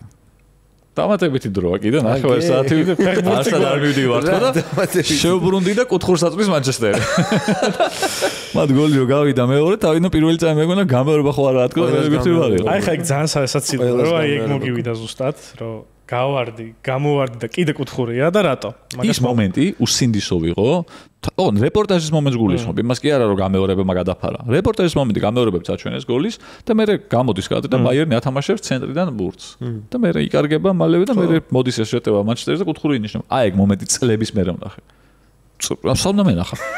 იმიტომ რომ გასულების იმაში ხარ ხო? არა, გასული ვიყავი. თუ გასული. ანუ გამეორებებია, ჩვეულებრივად როგორც იყო ეთერში, როგორც გავიდა ეგ ეპიზოდი, წლების მერე ვნახე, იმიტომ რომ ეგ მომენტი გამაზული რომ მქონდა, სამ ნახა, 99 წელს ინტერნეტი იყო, სადმე გადავახვევდი, სადმე ნახავდი თუ რა. რაც ნახე რა. სასაცილოა შენ და UEFA-ს პრეზიდენტი ლენარტ იოჰანსონი იზიარებთ ზუსტად იგივე იოჰანსონსაც იგივე მოყვები ხარ რატო ჯერ ფინალზე ვთქვათ და მინდა რომ შემოვინახო ძალიან სასაცილო და საყვარელი ისტორია ამ იოჰანსონზე მოკლედ რა ხდება ფინალში ვინცაც ეგ თამაში არ გაქვთ ნახე და მანჩესტერის ფანებს განსაკუთრებით ძალიან გჯობდა ბაიერნი ძალიან რამდენი წუთი ჯობდა ეგეც უნდა ვთქვათ 85 აი მათეუსს სანამ გავიდა და ალბათ მაგრა ჯობდა ორი ანუ ძელი ხარიხა შმაიხელმა აუღო ეფენბერგს ერთი მომენტი მაგარი სეივი ანუ და მანჩესტერმა ბოლოს დაიწყო რაღაც მომენტები, 100%-იანი მომენტი არ ქონია.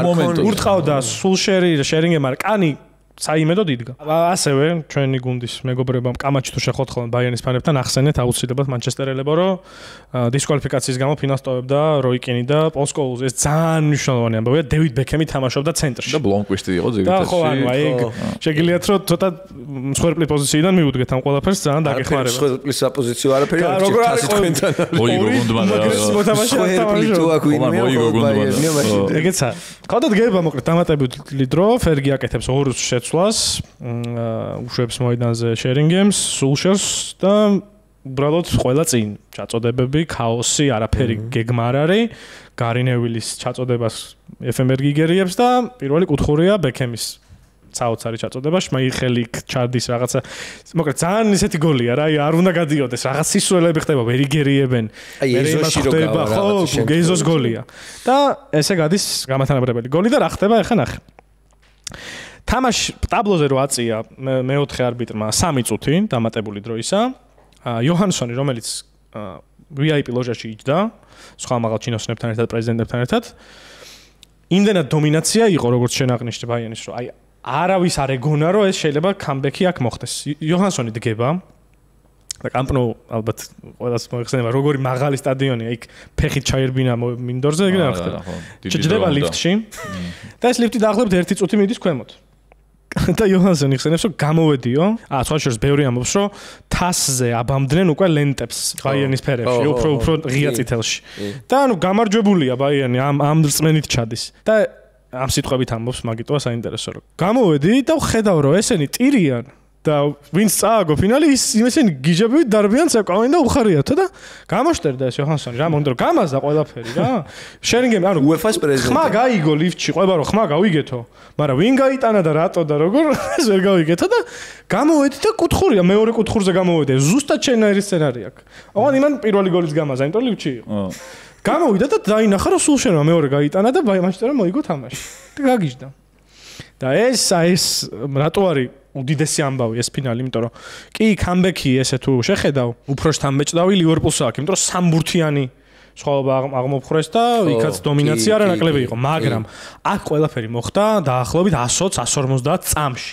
ეს ამ მომენტს ხდის განსაკუთრებით გიჟურს, იმიტომ რომ სამართლობის ხარისხი მგონია რომ აქ დიდია, იმიტომ რომ როგორც ყველანი ვთანხმდებით, გუნდი ჯობდა, დრამატურგია თამაშს არ ითხოვდა ამას საერთოდ, ანუ ფლეშმობი გაუგეთა რა რეალურად აი დღევანდელი ენით რო ელაპარაკო რაღაცა. არანაირად არ მიდიოდა ლოგიკით და მარტო ტატოკი არ ეგერ ლენარდ იოჰანსონიც ყველანუ იყო და თვითონ ფეხბურთელები ამბობენ რომ ჩვენ უკვე ერთით ერთზე უკვე აუ რა ითამაშებს ხა დამატებით და ნუ რაღაცნაირად უნდა მოვიგოთ რა, მაგრამ არავინ არ ფიქრობდა რომ იქ დაამთავრდა და დაემხო ამათი ოცნება რა, იმიტომ რომ მეორე გოლიც ჰიცფელდს აქვს ნათქვამი თამაშს მერე ეგრევე რომ აი შერინგემის გოლი გულში დანის ჩარტყმას გავდაო რა, იმიტომ რომ თან ამას ამბობს ვიფიქრე რომ აუ ეხა ექსტრა ტაიმს რა ითამაშებს ამათი უპირატესობით ფსიქოლოგიური ეგეც მაგ ფიქრებში ვიყავიო და ამ ფიქრებში რო ვიყავიო რომ აუ რა დროს გაგვიტანეს უყურებ როგორ გადავიდა ბურთი ჩვენ კუთხურზე და კიდე ერთი კუთხური აქვს.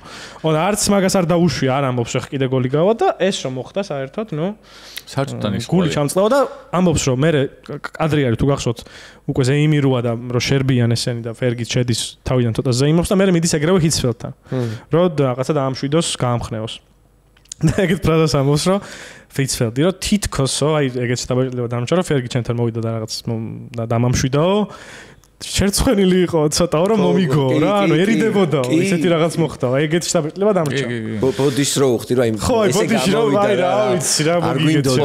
პოკერში რო არის ხოლმე. გაგვივარდა. პოკერში რო ძალიან რო გაგიმართლებს, ცუდი ხელი რო გაჯობებს ტიპი, ესე რომ გაგიმართლებს და ბოდიში რა უქნა. და ეხლა მოყვები კიდე ორ ციტატას ჰიცფელდისას, რომელიც აჩვენებს აი ეს მომენტი, როგორი რთული გადასალახი იყო ფსიქოლოგიურად და როგორი აი როლერ კოუსტერ იყო, არ ვიცი ქართულად როგორ არის, ემოციურად რა, ხო, ამ ადამიანებისთვის, იმიტომ რომ ესე იგი თამაშის მერე ამბობს ამას, რომ გულში ჩარტყმას გავდაო. მე ერთ-ერთ ინტერვიუში იხსენებს ისტორიას, რომ გამოვედით უკვე და მორჩა ყველაფერი და ავტობუსში ვისხედითო და მივდიოდით სასტუმროში. ჩემ გვერდით იჯდა ერთ-ერთი მაღალჩინოსანიო კლუბის, არ ამბობს ვინ არის. და მეუბნება ეგეთ ფრაზას, ვინ იცის იქნება ამ წაგებამ რაღაც კარგიც მოგვიტანოს. რას მართალი გამოდგას რეალურად მე რუმენიგე იქნება და ანჰერს შეიძლება ოღონ ეს მე ამბობს რომ იმ წამს ესე ვუყურებდი და მინდოდა დამეხრჩო ჩემი ხელებითო რას საჩემეძლო მაგდენის ფიქრი მაგ ძელვადაზე და უკვე მე ჩადის ბაიერნი უკან გერმანიაში და იქ ერთ-ერთ პირველ ინტერვიუში საერთოდ საოცრებას ამბობს და არ მინდა რომ შემეშალოს ამიტომ წავიკითხავ გასაგებია რომ იმედ გაცურებასა და სიცარიელეს ვგრძნობთ, მაგრამ სოფლიოში იმდენი საშინელება ხდება, ომი კოსოვოში, აფრიკაში შიმშილია. ეს უბრალოდ თამაში იყო. ეხლა დარწმუნებული ვარ ამას ეს კაცი ეს ვინამბო? ჰიცფელდის ინტერვიუდან არის. კი. ანუ როგორი რაღაც გამოიარა რა თამაშს მე ანუ კოსოვოში და მე რითი ცდილობს ადამიანი რომ ესეთ დიდ ტრავმას გაუკლავდეს რომ კი ძალიან ცუდია რომ შეხედეთ იქრები ხდება ხა არ ფიქრობს დარწმუნებული ვარ ჰიცფელდი ამას რომ ფეხბურთში გაზრდილი კაცი ფეხბურთელი ესეთ დიდი მწვრთნელი ამ დროს კი შეიძლება ხა დარდობდა ადამიანურად რაღაცა იქ ომია თუ შიმშილია ნუ ზოგადადაც კაცმა ესეთ რაღაც გამოიარა არ ფიქრობ ეგეთ რაღაცა რა ხო უბრალოდ ადამიანი ესეთ დროს ცდილობს რომ ხო და ცდილობს უბრალოდ ალბათ აი შოკის მასშტაბი გამოსაჩენად მინდოდა ეს ციტატა რომ ცდილობ რომ რაღაცა იპოვო რაღაცა შვება ნახო რაღაცით დაიმშვიდო თავი იმიტომ რომ ეს იყო საშინელება სემი კუფური ამბობს რომ დღემდე მე არ მაქვს ნახი ეგ მომენტები არ უყურებ ვერ უყურებ და დღემდეო რომ ძასასაცილოა დღემდე რომ ვინმე მცნობსო მაგალითად ხშირად აეროპორტში მცნობენო იმ კადრები ყველა მეუბნება რომ ჰეი სემი გახსოვს ის ფინალი და მე მეუბნები არა არ მახსოვს არ უნდა რომ გაიხსნა მაგ წაგების აი ეგ უნდა მეთქვა აი რო ურტყავს ამ ბალახს აი სიმბოლოდაც იქცა მაგ წაგების აი ეგ კადრები რა იმიტომ რომ რაღაცა სასოწარ ადამიანური აი რაღაცა ომს რო აგებენ ხოლმე და აი რაღაც ომის წაგების ტრაგედიის მსგავსი კადრებია როგორ ყრიან ესენი მოედანზე და რაღაც ამისი ემოცია და ამისი აღნიშნვა ამ წაგების აღნიშნვა ძალებში აი ეს მუშტების დარტყმა წამერო წამოხტება და ტირის მთელი მაისურს რო იხდებს ხო აი ეგ არის სასოწარკვეთილი დამარცხებული ტიპის რომელიც ოღონდ ვერ ეგუება იმას რომ ეს მოხდა იმიტომ რომ არ იმსახურებდა რა ვაფშე თან მოხდა აი შოკის ის არის რა ფეხბურთში ხო სულ კადრები გვაქვს ეხლა განსაკუთრებით ამ ფორმატს უხდება რა მაგალითად ტარდელის იტალიის ზეიმი არის რაღაც აიკონიკ ზეიმი არის იმიტომ რომ ემოცია ჩანს და აი წაგების ვიღაცამ რომ მკითხოს კუფურია ლაპარაკობ კუფურია უჩვენ და აი honorable mention მანდუი არის კუფურთან ერთად კოლინა რო აყენებს ადეკით თამაშობს არიო დრო და მათეუსის გაოგნებული სახე მეორე ვიზუალურად ეს იყო მეორე გამკლავება იმისია მაგ ტრაგედიას ერთი კუფურისა ეს მუშტი და მეორე მათეუსის წაშლილი სახე გაოგნებული რო იყურება ემოცია რო არ აქვს საერთოდ რო ვერ ხვდება რა მოხდა და არ გვითქვია კოტე მახარაძე ვახსენეთ და ეს კოლინა არის ამ თანავარსკვლავედში კიდე ამ არბიტრი ამ მატჩის თან მანათობელი თავისი მელოდიით კარგად რომელიც ამ ეპოქის სიმბოლოა და სტადიონის ბარსელონა და ყველაფერი მოსერად კაბალი ყველაფერი ხო დრამატურგიის თვალსაზრისით იდეალური სიტუაცია და გარემოა კუფურზე უნდა ითქვას მე პირადად ხო მოიგო 2 წლის მერე 2021 და აი ერთ-ერთი რაც ვალენსიასგან ვიყავი ხა იმ ფინალში იმიტომ რომ ანდერდოგის კომანდა. ხო, მაგუნდის მიმართ ისეთ სიმპათიები მქონდა და თან თამაშის მიმდინარეობაც ცოტა ისეთი იყო უსამართლო პენალტი დაუდეს ჩემი აზრით ვალენსიას კარში დაინიშნა უსამართლო პენალტი. იანკერი არ უყურებდა აშკარად წესებს იქ მე ხელზე რომ მოხდა კარბონის და მაგრამ ნუ ხო მოიგო ბაიერნმა და ერთი რაც მამშვიდებდა ასევე იყო ის რომ კიდე კაი კუფურმა მოიგო. იმიტომ რომ ეს კაცი როგორ დაამთავრებდა კაცმა ის რომ ახსოვდა 2 წლის წინაც მოუვიდა. გამიტყდა რომ მათეუსი არ იყო მიტყდებოდა ეგ მათეუსმა ვერ მოიგო, მაგრამ ნუ კიდე კაი ამან მაინც მოიგო თქო რა, იმიტომ რომ აი ის უბედურება რომ აი როგორც არგენტინა რო 2014-ში დამარცხდა გერმანიასთან და 22 რომ მოიგეს და რაღაცა მესიმ დიმარიამ და ვიღაცამ რომ მოისუნთქეს და დაახლოებით ეგ ვარიანტი იყო რომ შენ ახლა კაი რაღაცა გამახსენე ვალენსიის ფინალით, იმიტომ რომ ვალენსიის ფინალი მგონია რომ იქ ცენტრალური ფიგურა მაინც კანი იყო. ხო. და აქ ამ ფინალში არაფერს საქმე არ ქონია რა. ორი სეივი აქვს მარტივი ბურთების. ხო. არაფერი. ორჯერ როგორ ჩაუფრინა ბურთმა, მე მაგითი თუ გამოჩნდა. აქ სხვათა შორის Reddit-ზე, Reddit ერთზა ოქროს პლატფორმა გამომარჯოს Reddit-ს ბაიერნის ფანების ცალკე sub-Reddit-ი ქვეის არის და ყველა წერს რომ ძირითადად შეთანხმება ესეთია რომ აი ამ ფინალებმა ჯერ ამ ფინალმა და მე 2012-ში ესეც არანაკლები დიდი მარცხია ბაიერნის, იმიტომ რომ ალიანს არენაზე წააგეს ჩელსისთან. საბოლოო ჯამში კაი საქმე გააკეთა რამ ხრები, იმიტომ რომ ბაიერნის DNM-ში აი ეს რაღაცა დაბრუნება ხო, რევანში, ცოტა თან შურის ძიების ამბავი გააღვივა უფრო, იმიტომ რომ ფაქტია 2 წლის მერე აქედან მოიგეს 2-1-ში და იქაც შემდეგ სეზონშივე საერთოდ სიგიჟე მოაწყვეს 2013 წელს მოიგეს ყველაფერი და გადათელეს ყველა და ყველაფერი. ამიტომ ეგ ფინალები აი ეხლა რო ვიხსენებ იმ ციტატას იცფელდი რო ყვება როგორ მითხრა ერთ-ერთმა მაღალჩილოსანმა რომ შეიძლება ეს კარგის მომტანი იყოს მართალი იყო ეს კაცი იმიტომ რომ ბაიერნმა მერე თავი ხელახლა აქედან სწორედ ბაიერნის ბედია დნმ-ში დევს ჯერ დამარცხება ბოლომდე და მერე აღდგომა და ეგრეც ვიცი გერმანული ფეხბურთი რა თვითონ ჩვენი მამები და ბაბუები რო უყურებდნენ ფეხბურთს აი ჩვენი საბჭოთა თვალებით რო უყურებთ გერმანია იყო რა მანქანა რომელიც ყოველთვის კამბექდებოდა რა და აქ ეხლა ჩვენ დიდი მასშტაბის კამბექებზე ვლაპარაკობთ იმიტომ რომ მატჩს კი არ აგებდნენ 1-0 და მე 2-1 იგებდნენ ბოლომდე იმსხვრეოდა გუნდი მთელი სეზონი და მე ორი სეზონის მერე ისევ იგებდა კატეგორიებზე გადავიდეთ დავიწყოთ ტრადიციული პირველი შეკითხვით ეს გუნდი 98-19 წლების ბაიერნი რო ავიღოთ და წარმოვიდგინოთ რომ ეთამაშება ახლანდელ ბაიერნს აი კომპანიის ბაიერნს კეინით და გნაბრით და თუნდაც ოლისეთი და კიდე იმითი რა ქვია ლუის დიასი მაინც ახალი ტიპია მაგრამ ნუ აი ამ გუნდს შენი აზრით აი როგორ მორჩებოდა ეგ თამაში ცოტა სპეკულაცია მაგრამ რას ფიქრობ მაგაზე ძალიან კაი სპეკულაცია იმიტომ რომ მე მგონია რომ დრამატიზმი ექნებოდა იმიტომ რომ ეს ბაიერნი დრამატიზმის გარეშე არ იქნებოდა და მე მაინც მგონია რომ მოუგებდა ახალი გუნდი არა ძველი გუნდი მოუგებდა რატო გეტყვი უფრო ხასიათიანი ფეხბურთელები ყავდა ეხა ეფენბერგი ყავდა მატეუსი ყავდა კანი ყავდა ბასლერი ყავდა იანკერი ყავდა გადაუვლინდა ესენი პერსონაჟები იქ მეტი აქ ვინ არის ალბათ კეინი არის და ნუ გორეცკას ეხა ვერ შევადარებ ეფენბერგს დიდი ბოდიში რა და მე მაინც გონია რომ ეხა სხვა ძნელია ესე შედარება ეპოქები მაგრამ ძველი 99 წლის ბაიერნი მოუგებდა 3-2-ს ან რაღაც მაგრამ იმაში აბსოლუტურად გეთანხმები რომ ხასიათის ამბავში კი ხასიათით შანს ეხლა ეფენბერგი ან ჯერ მარტო გასახდელი და რომ გამოდიხარ ალბათ დერეფანში და ინახავდი ეფენბერგს ანი მატეუსი ეფენბერგი მატეუსო და კიდე რო იცი შოლიც არის იქ და ბასლერი ეწევა იქ და ეხლა იანკერი და ელბერი გამოდიან ძირითადში კი ბატონო მაგრამ ციკლერია კიდე რომელიც ასევე მაგაცევით ერთორ სიტყვასმელია და ახალგაზრდათან ჯერ მაგ პერიოდში შედარებით ის არის რა ძალიან გუნდია ხასიათი დაჩაგრავდა შემდეგი ამ სეზონის Mount Rushmore-ი რო კეთდებოდეს გერმანული ფეხბურთის Bundesliga-ის ვინ იქნებოდა თქვენი 4-ეული? ჩემი განმოსახედია მაინც ძალიან ბაიერნით დაკომპლექტებულები არიან. ნუ ლოგიკურია ჩემი. ყველა შემთხვევაში იქნებიან ეფენბერგი, ჰიცფელდი, მატეუსი აი სამი ყველა შემთხვევაში და სულ არ შევავსო ამითი რა ქვია და მარტო ამ სეზონის არ ზოგადად აი ამ პლუს მინუს 2 წელიც რო მოვიხმარო მე ჩავსოვდი ოტო რეჰაგელს იმიტომ რომ არანაკლები მონუმენტურობა აქვს რა ანუ ისე ამ სეზონში კაიზერი რომელზე გავიდა ხო ჯერ კიდე კაიზერის მწვრთნელია ამ სეზონში ევროთასებზე გაიყვანა და ჩემთვის ანუ მე მგონი რა ლოგიკურია კაიზერს მოაგებინა წინა სეზონში ჩემპიონობა გაიყვანა ლიგაზე უკვე რამხელა პასუხისმგებლობა იქ ჯგუფიდან გავიდა და მაინც მიუხედავად ამ ხელაწნეხისა ასეთი პატარა გუნდისთვის მეხუთეზე გავიდა ამ სეზონში. მაგაიზერის შემთხვევაში ანუ როგორ ვიცოდეს კიდე რომ გავიდა მეოთხედ ფინალში ხო ეს არ არის დღევანდელი ლიგის პლეიოფი რო გადის იმაში 32 გუნდში ხდება და რაღაც 8 გუნდში გავიდა ხო და პატარა ამბოინა და ბაიერნმა გამოაგდა თორე ვინ იცის. ჰიცველს მეც აუცილებლად შევიყვანა თქმა უნდა. თავდასხმელებიდან მაინც მიუხედავისა რომ კი ძალიან მაგარი იყო ჯოვანი ელბერი ჩემთვის იანკერი ეგეთ მაგარი არ იყო ჩემს წარმოდგენაში მაგრამ ვერ იმაშვები. ეფენბერგი ყველა ვარიანტში ალბათ, იცი, ზუსტად არ მახსოვს, ეს არის მე მგონი მეორე სეზონია, შეიძლება ჰერტასი. როდესაც გადმოვიდნენ, შეიძლება მეორეა.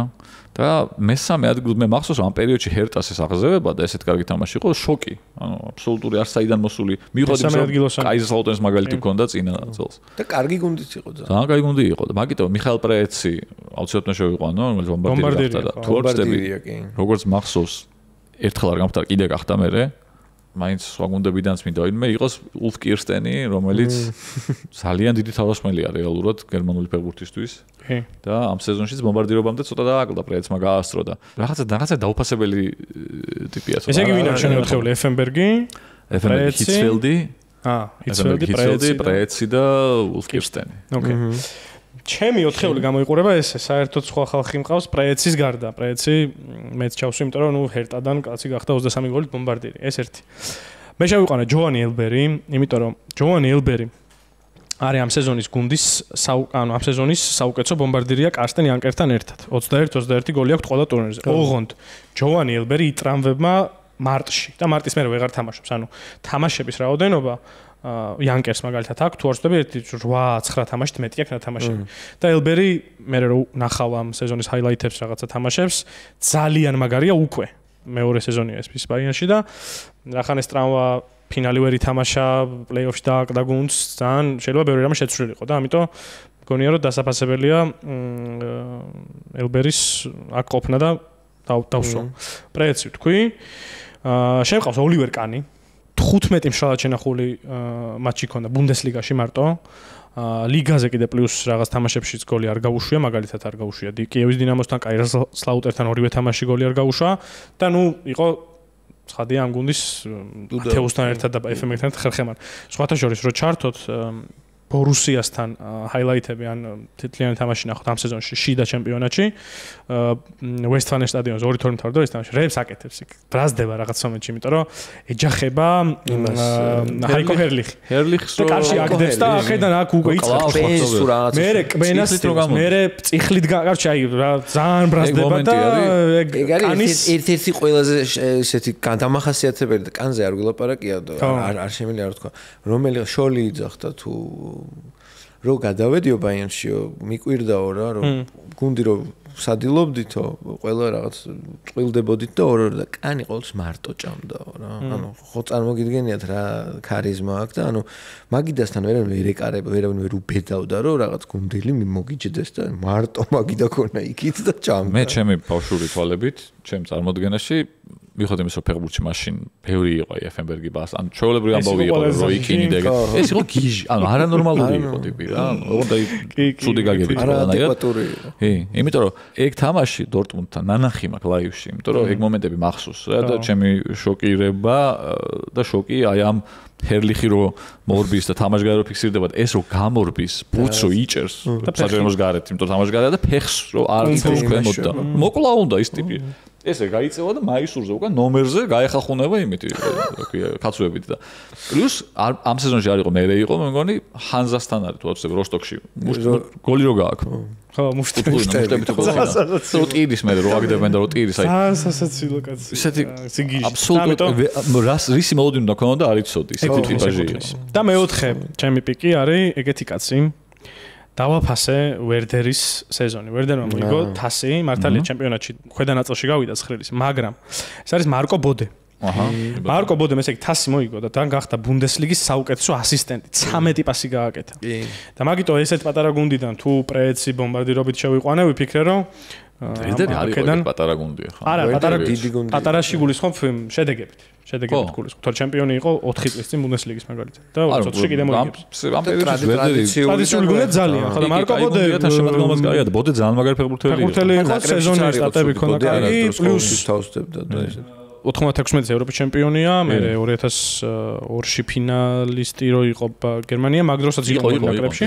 მოკლედ საქართველოს ნაკრებთანაც აქვს მარკო ბოდეს ნათამაში. და ბოდე შემყავს მეოთხე კაცად. ბოდე ძალიან კარგი ფეხბურთელია. წავედ შემდეგ კატეგორიაზე. ამ გუნდის ჯინობილი ვინ არის? მანუ ჯინობილი, ან სუპერ საბი. ოღონდ აქ არის გულისხმობა, მაინც და მაინც ბევრჯერ შემოვიდა რაღაც. აი, ყველაზე ეფექტიანად ვინ გამოიყენა? ეფექტურად ცირას ათამაშო დრო. ასპიკრად. დამატებითი ისა. წერან ვილაპარაკეთ მე ჩემს შოლია.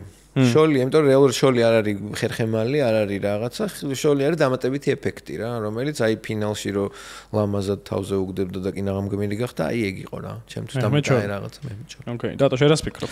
არა, მე ცუდად ახმები ერეკლეს აბსოლუტურად. ჩემთვის ამ პერიოდის ბაიერნის აი ცვლილების ტიპი, ცვლილებაზე გამოსული ტიპი, უფრო იანკერი იყო, თუმცა ეს პერიოდი არ არის რომ იანკერი ხშირად გამოსულებას ერთად თამაშობს, თუმცა ჩემ წარმოსახვაში იანკერი იყო ტიპი, რომელიც ცვლილებაზე გამოდიოდა. იმიტომ რომ როცა იყო ამ გუნდში კიდე მომდევნო წლებში ვეღარ ხდებოდა ციკლერი იყო ამ პერიოდში ეგეთი ტიპი ასევე რომელიც ხელშეუხლებას შემოდიოდა მაგრამ აი პირველი ვინც თავში შევა მომივიდეს უფრო იყო შოლი ოღონდ ესეც ცოტა რაღაცა დაუფასებლობის ამბავი უფრო არის რა იმიტომ რომ შოლი ასევე არის ფეხბურთელი რომელიც წეს ძირითადად უნდა ყოფილიყო სულ 100% ძირითადის მასალაა რა მაგრამ ხო ამ სეზონში ბასლერს ამჯობინებდნენ მაინც უფრო მეტად. ხო, ჩემი პიკი არის ციკლერი და რატო? ხო, ნუ ციკლერს ამ სეზონში ყველა ტურნირზე 10 გოლი შეგდებული, 4 პასიც აქვს გაკეთებული. ოღონდ საინტერესოა რომ ამ 10 გოლიდან 9 არის მეორე ტაიმში გატანილი. და 3 არის საერთოდ გეიმ ვინერი, ანუ ეს ტიპი იყო ჯოკერი რა, რეალურად ესე გამოდიოდა. ოღონდ მაგალითად როცა უკვე ელბერი დაიტრამვა, ციკლერი ბევრად ხშირად ხდებოდა თითქმის ყველა თამაში ძირითადში იყო თუ თქვა ოდნავ არ ცვლიდა ტაქტიკას იცfeldi მაგალითად ფინალიც ციკლერმა ითამაშა ძირითადიდან მაგრამ ანუ აი ძალიან მნიშვნელოვანი თამაშები აქვს მოგებული მაგალითად ერთი არის მიუნხენ-გლადბახთან ძალიან ცუდი სერია ჰქონდა ბაიერნს მთელი აპრილი ვერ იგებდა თამაშს ბუნდესლიგაში და მიუნხენ-გლადბახს 1 მაისს ეთამაშნენ სახში და უგებდა მიუნხენ-გლადბახი 2-1 გამოვიდა ციკლერი და 2 წუთში შეაგდო 2 გოლი 3-2 მე კიდე მე-4-ს გაუტანეს და ეგრე მოიგეს ამიტომ ეს ტიპი რაღაცა ძალიან მნიშვნელოვანი იყო ხოლმე ამ სეზონში მე ხა ვიხსენებ მახულობდი და ვერ მოძებნე წესიერად მაგრამ როგორც მახსოვს 95-ში როდესაც გერმანიასთან წავაგეთ კლინსმანმა რო გაგვიტანა 2 გოლი თუ ზუსტად მახსოვს ერთი დღით ადრე 21 წლამდელებმა წააგეს ჩვენებმა გერმანიის 21 წლამდელებთან ციკლერმა გაგვიტანა იქ 2 გოლი ეგრე მახსოვს რომ ციკლერმა ანუ იქ კლინსმანმა იქ ყველას გვახსოვს და მაგარი ფორვარდი იქ ციკლერმა გაიტანა რომელი იყო ამ სეზონის გარდამტეხი მომენტი, აი რაღაცა იმ ცხადი პასუხის გარდა რომ ანუ ეს სეზონი შეიძლება ყოფილიყო ყველაფერი, შეიძლება ყოფილიყო ტრებლი, ბაიერნი ჩაწერილიყო ისტორიაში უფრო ადრე ვიდრე მე გვიან ჩაიწერა ტრებლის ამბავში, მაგრამ ნუ მანჩესტერმა მოიგო. აი ამის გარდა რა იყო ისეთი რაღაცა რაც ამ სეზონს შეუცვალა ბედი და ისეთად აქცია. ეხან ნახევარფინალებს ლიგის სეზონს რომ მივყვებოდით, ნახევარფინალებს ახსენებდი და მე დამენანა რომ არ ვთქვით, ჩემთვის იყო კიევის დინამოსთან ეს ორმოშიანი, აი ეს რაღაცა ურთულესი და მან როგორც ბაიერნის ფანმა უნდა ვაღიარო რომ კიევის დინამო რაღაც ჯობდა რა, აი ძალიან მაგარი გუნდი იყო მაშინ. პირველი თამაში კიევში 3-1 წოცა იგებდა კიევის დინამო, ძალიან ლოგიკურად იგებდნენ 3-1-ზე, აი მან 3-3 რომ მორჩა და ახლა ის შეგრძნება იყო რაც ფინალში ისეთი არა რაც ფინალში იყო, მაგრამ აი ის იყო რომ უსამართლობის შეგრძნება რომ რანაირად ვერ მოიგო ეს თამაში დინამო. აი რაღაცა ხასიათი მე მგონია. შოვკოვსკიმ ძალიან გოლები რომ ნახოთ 3-3 თამაში ძალიან ისეთი ჭეტარატი უტანს 40 მეტრიდან. ეფენბერგის გოლიც თად ხელიდან უვარდება ერთ-ერთი. ხელიდან უვარდება. მაგიტო რა.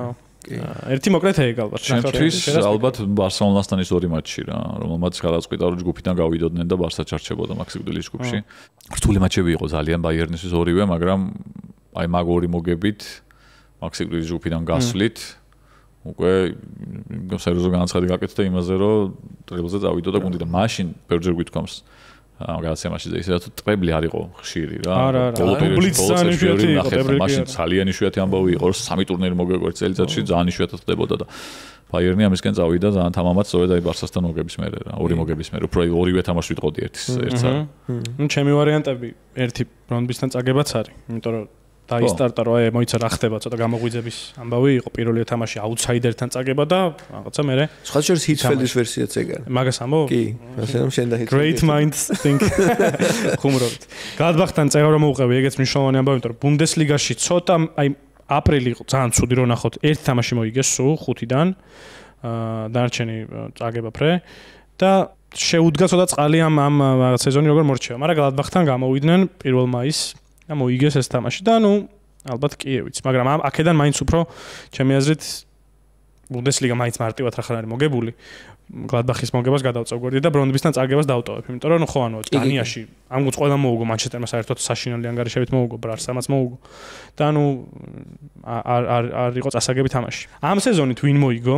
ანუ ვისი ლეგასი საფეხბურთო მემკვიდრეობა გაძლიერდა ყველაზე მეტად რას ფიქრობთ? ძალიან რთული შეკითხვა, იმიტომ რომ მე ვერ მოვიფიქრე ბაიერნის ფეხბურთელი, რომელიც მე მგონია ჰიტფელდი არის. თითქმის იდეალური სეზონი ჩაატარა და 2 წელიწადში ეს ლიგა რომელიც აქ დააკლდა, მაინც მოიგო საბოლოო ჯამში რა. ჰიტფელდმა ნახე დაამტკიცა ამითი რომ ბორუსიადან წამოსულმა სადაც ორჯერ მოიგო ბუნდესლიგა და ჩემპიონთა ლიგა. ბორუსიადან წამოვიდა და ერთი წელი დაისვენა, მე მივიდა ბაიერნში და იქაც მოიგო ჯერ ბუნდესლიგა და მე ჩემპიონთა ლიგა. ჩემპიონთა ლიგა შემდეგ 2 წელს მე მართალია არა ამ სეზონში, მაგრამ ამ სეზონში ნუ რა დააყალდა ხო? და ტრაპატონის მემკვიდრეობა დატოვებული არეული ბაიერნი, რომელმაც კაიზერთან დააყო ჩემპიონატი და გუნდში რაღაცა ქაოსია, ამ კაცმა ისე დაალაგა, რომ იმ შემდეგ სეზონში უკვე თითქმის იდეალური სეზონი იყო. შენ ცეთახავი?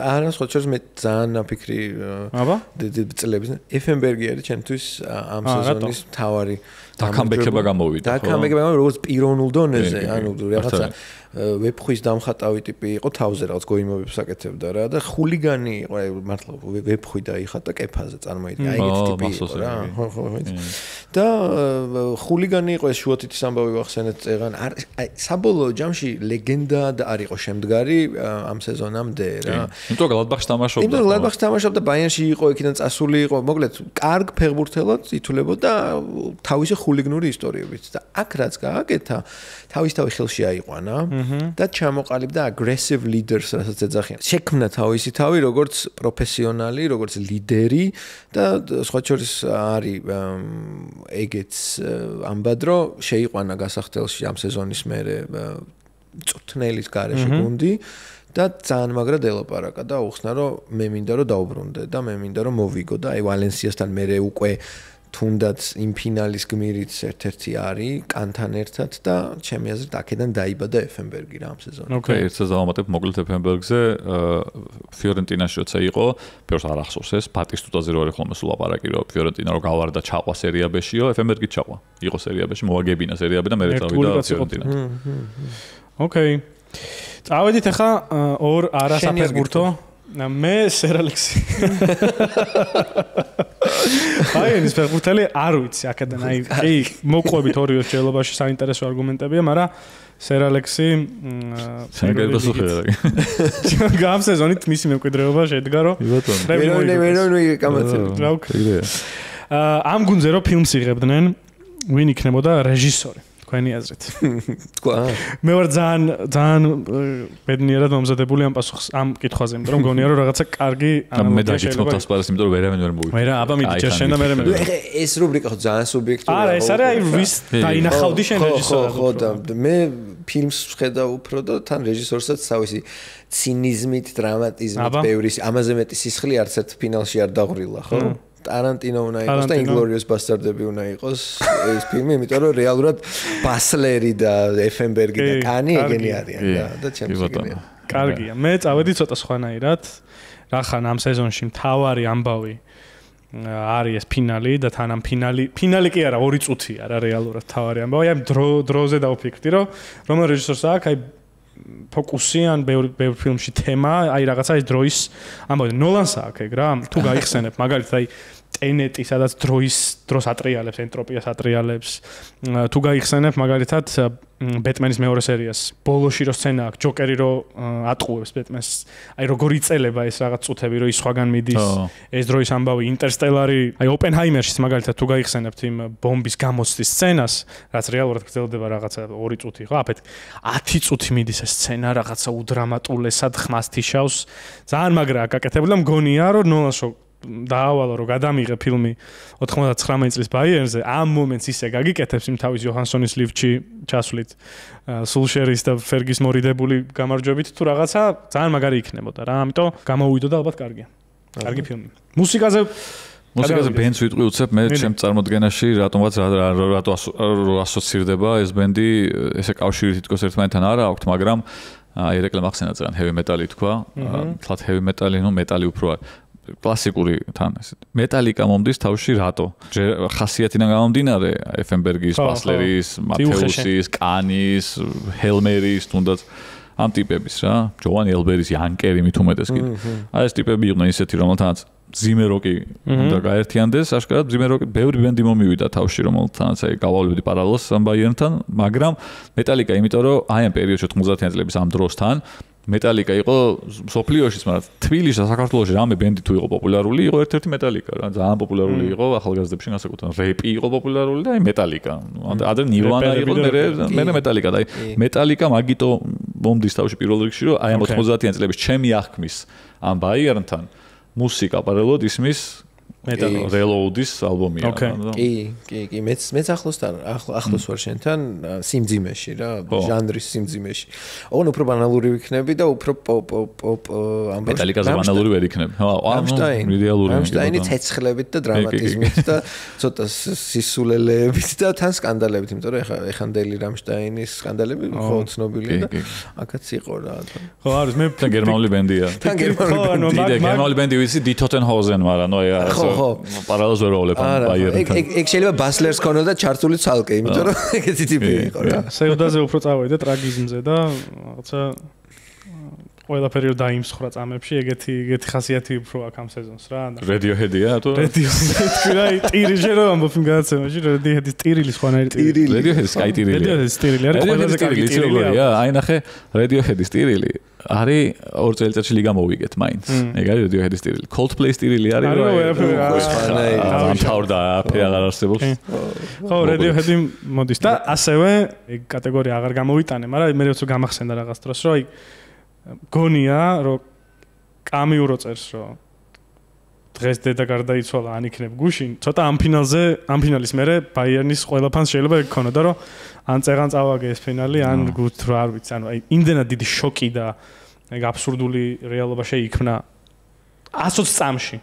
120 წამში ყველაფერი რო გეჭირა ხელში, დაგრჩა არაფერი და შეიძლება კარგი რაღაცა ფილოსოფიური ნაზრები ან წიგნი დაეწერა კამიუს ამაზე. კი. რაც კარგი სათაური, რომელიც შეიძლება მოუფიქრო მართლა ერეკლემ რაც თქვა, ყველაზე დიდი წაგება შეიძლება ესე შეფუთქო რა ფეხბურთის ისტორიაში ყველაზე დიდი წაგება, ან ყველაზე მტკივნეული წაგება, ან ყველაზე მოულოდნელი წაგება, მაგრამ აი დიდი ნახდათ არის ყველაზე გამორჩეული ნახდათ. მინიმუმ 20 საუკუნეში შეიძლება რაღაც მილანის ფანებმა არ გვიწყინოთ, არ გამოაცხადოთ პრეტენზია, ჩვენ წავაგეთ ყველაზე დიდი წაგებაო, მაგრამ იმათ წავაგეთ, მაგრამ ეს მაინც უფრო მაგალითად. ეს იყო ამას ქონა არასამართლიანობის მთავარი მოტივი, ის ქონდა რა ლაით მოტივი და ის შეიძლება თქვა რომ ყველაზე დიდი კამბექი არის, ყველაზე გამორჩეული რაღაც. ეს არის ყველაზე აქ სხვა ტრაგიზმი არის.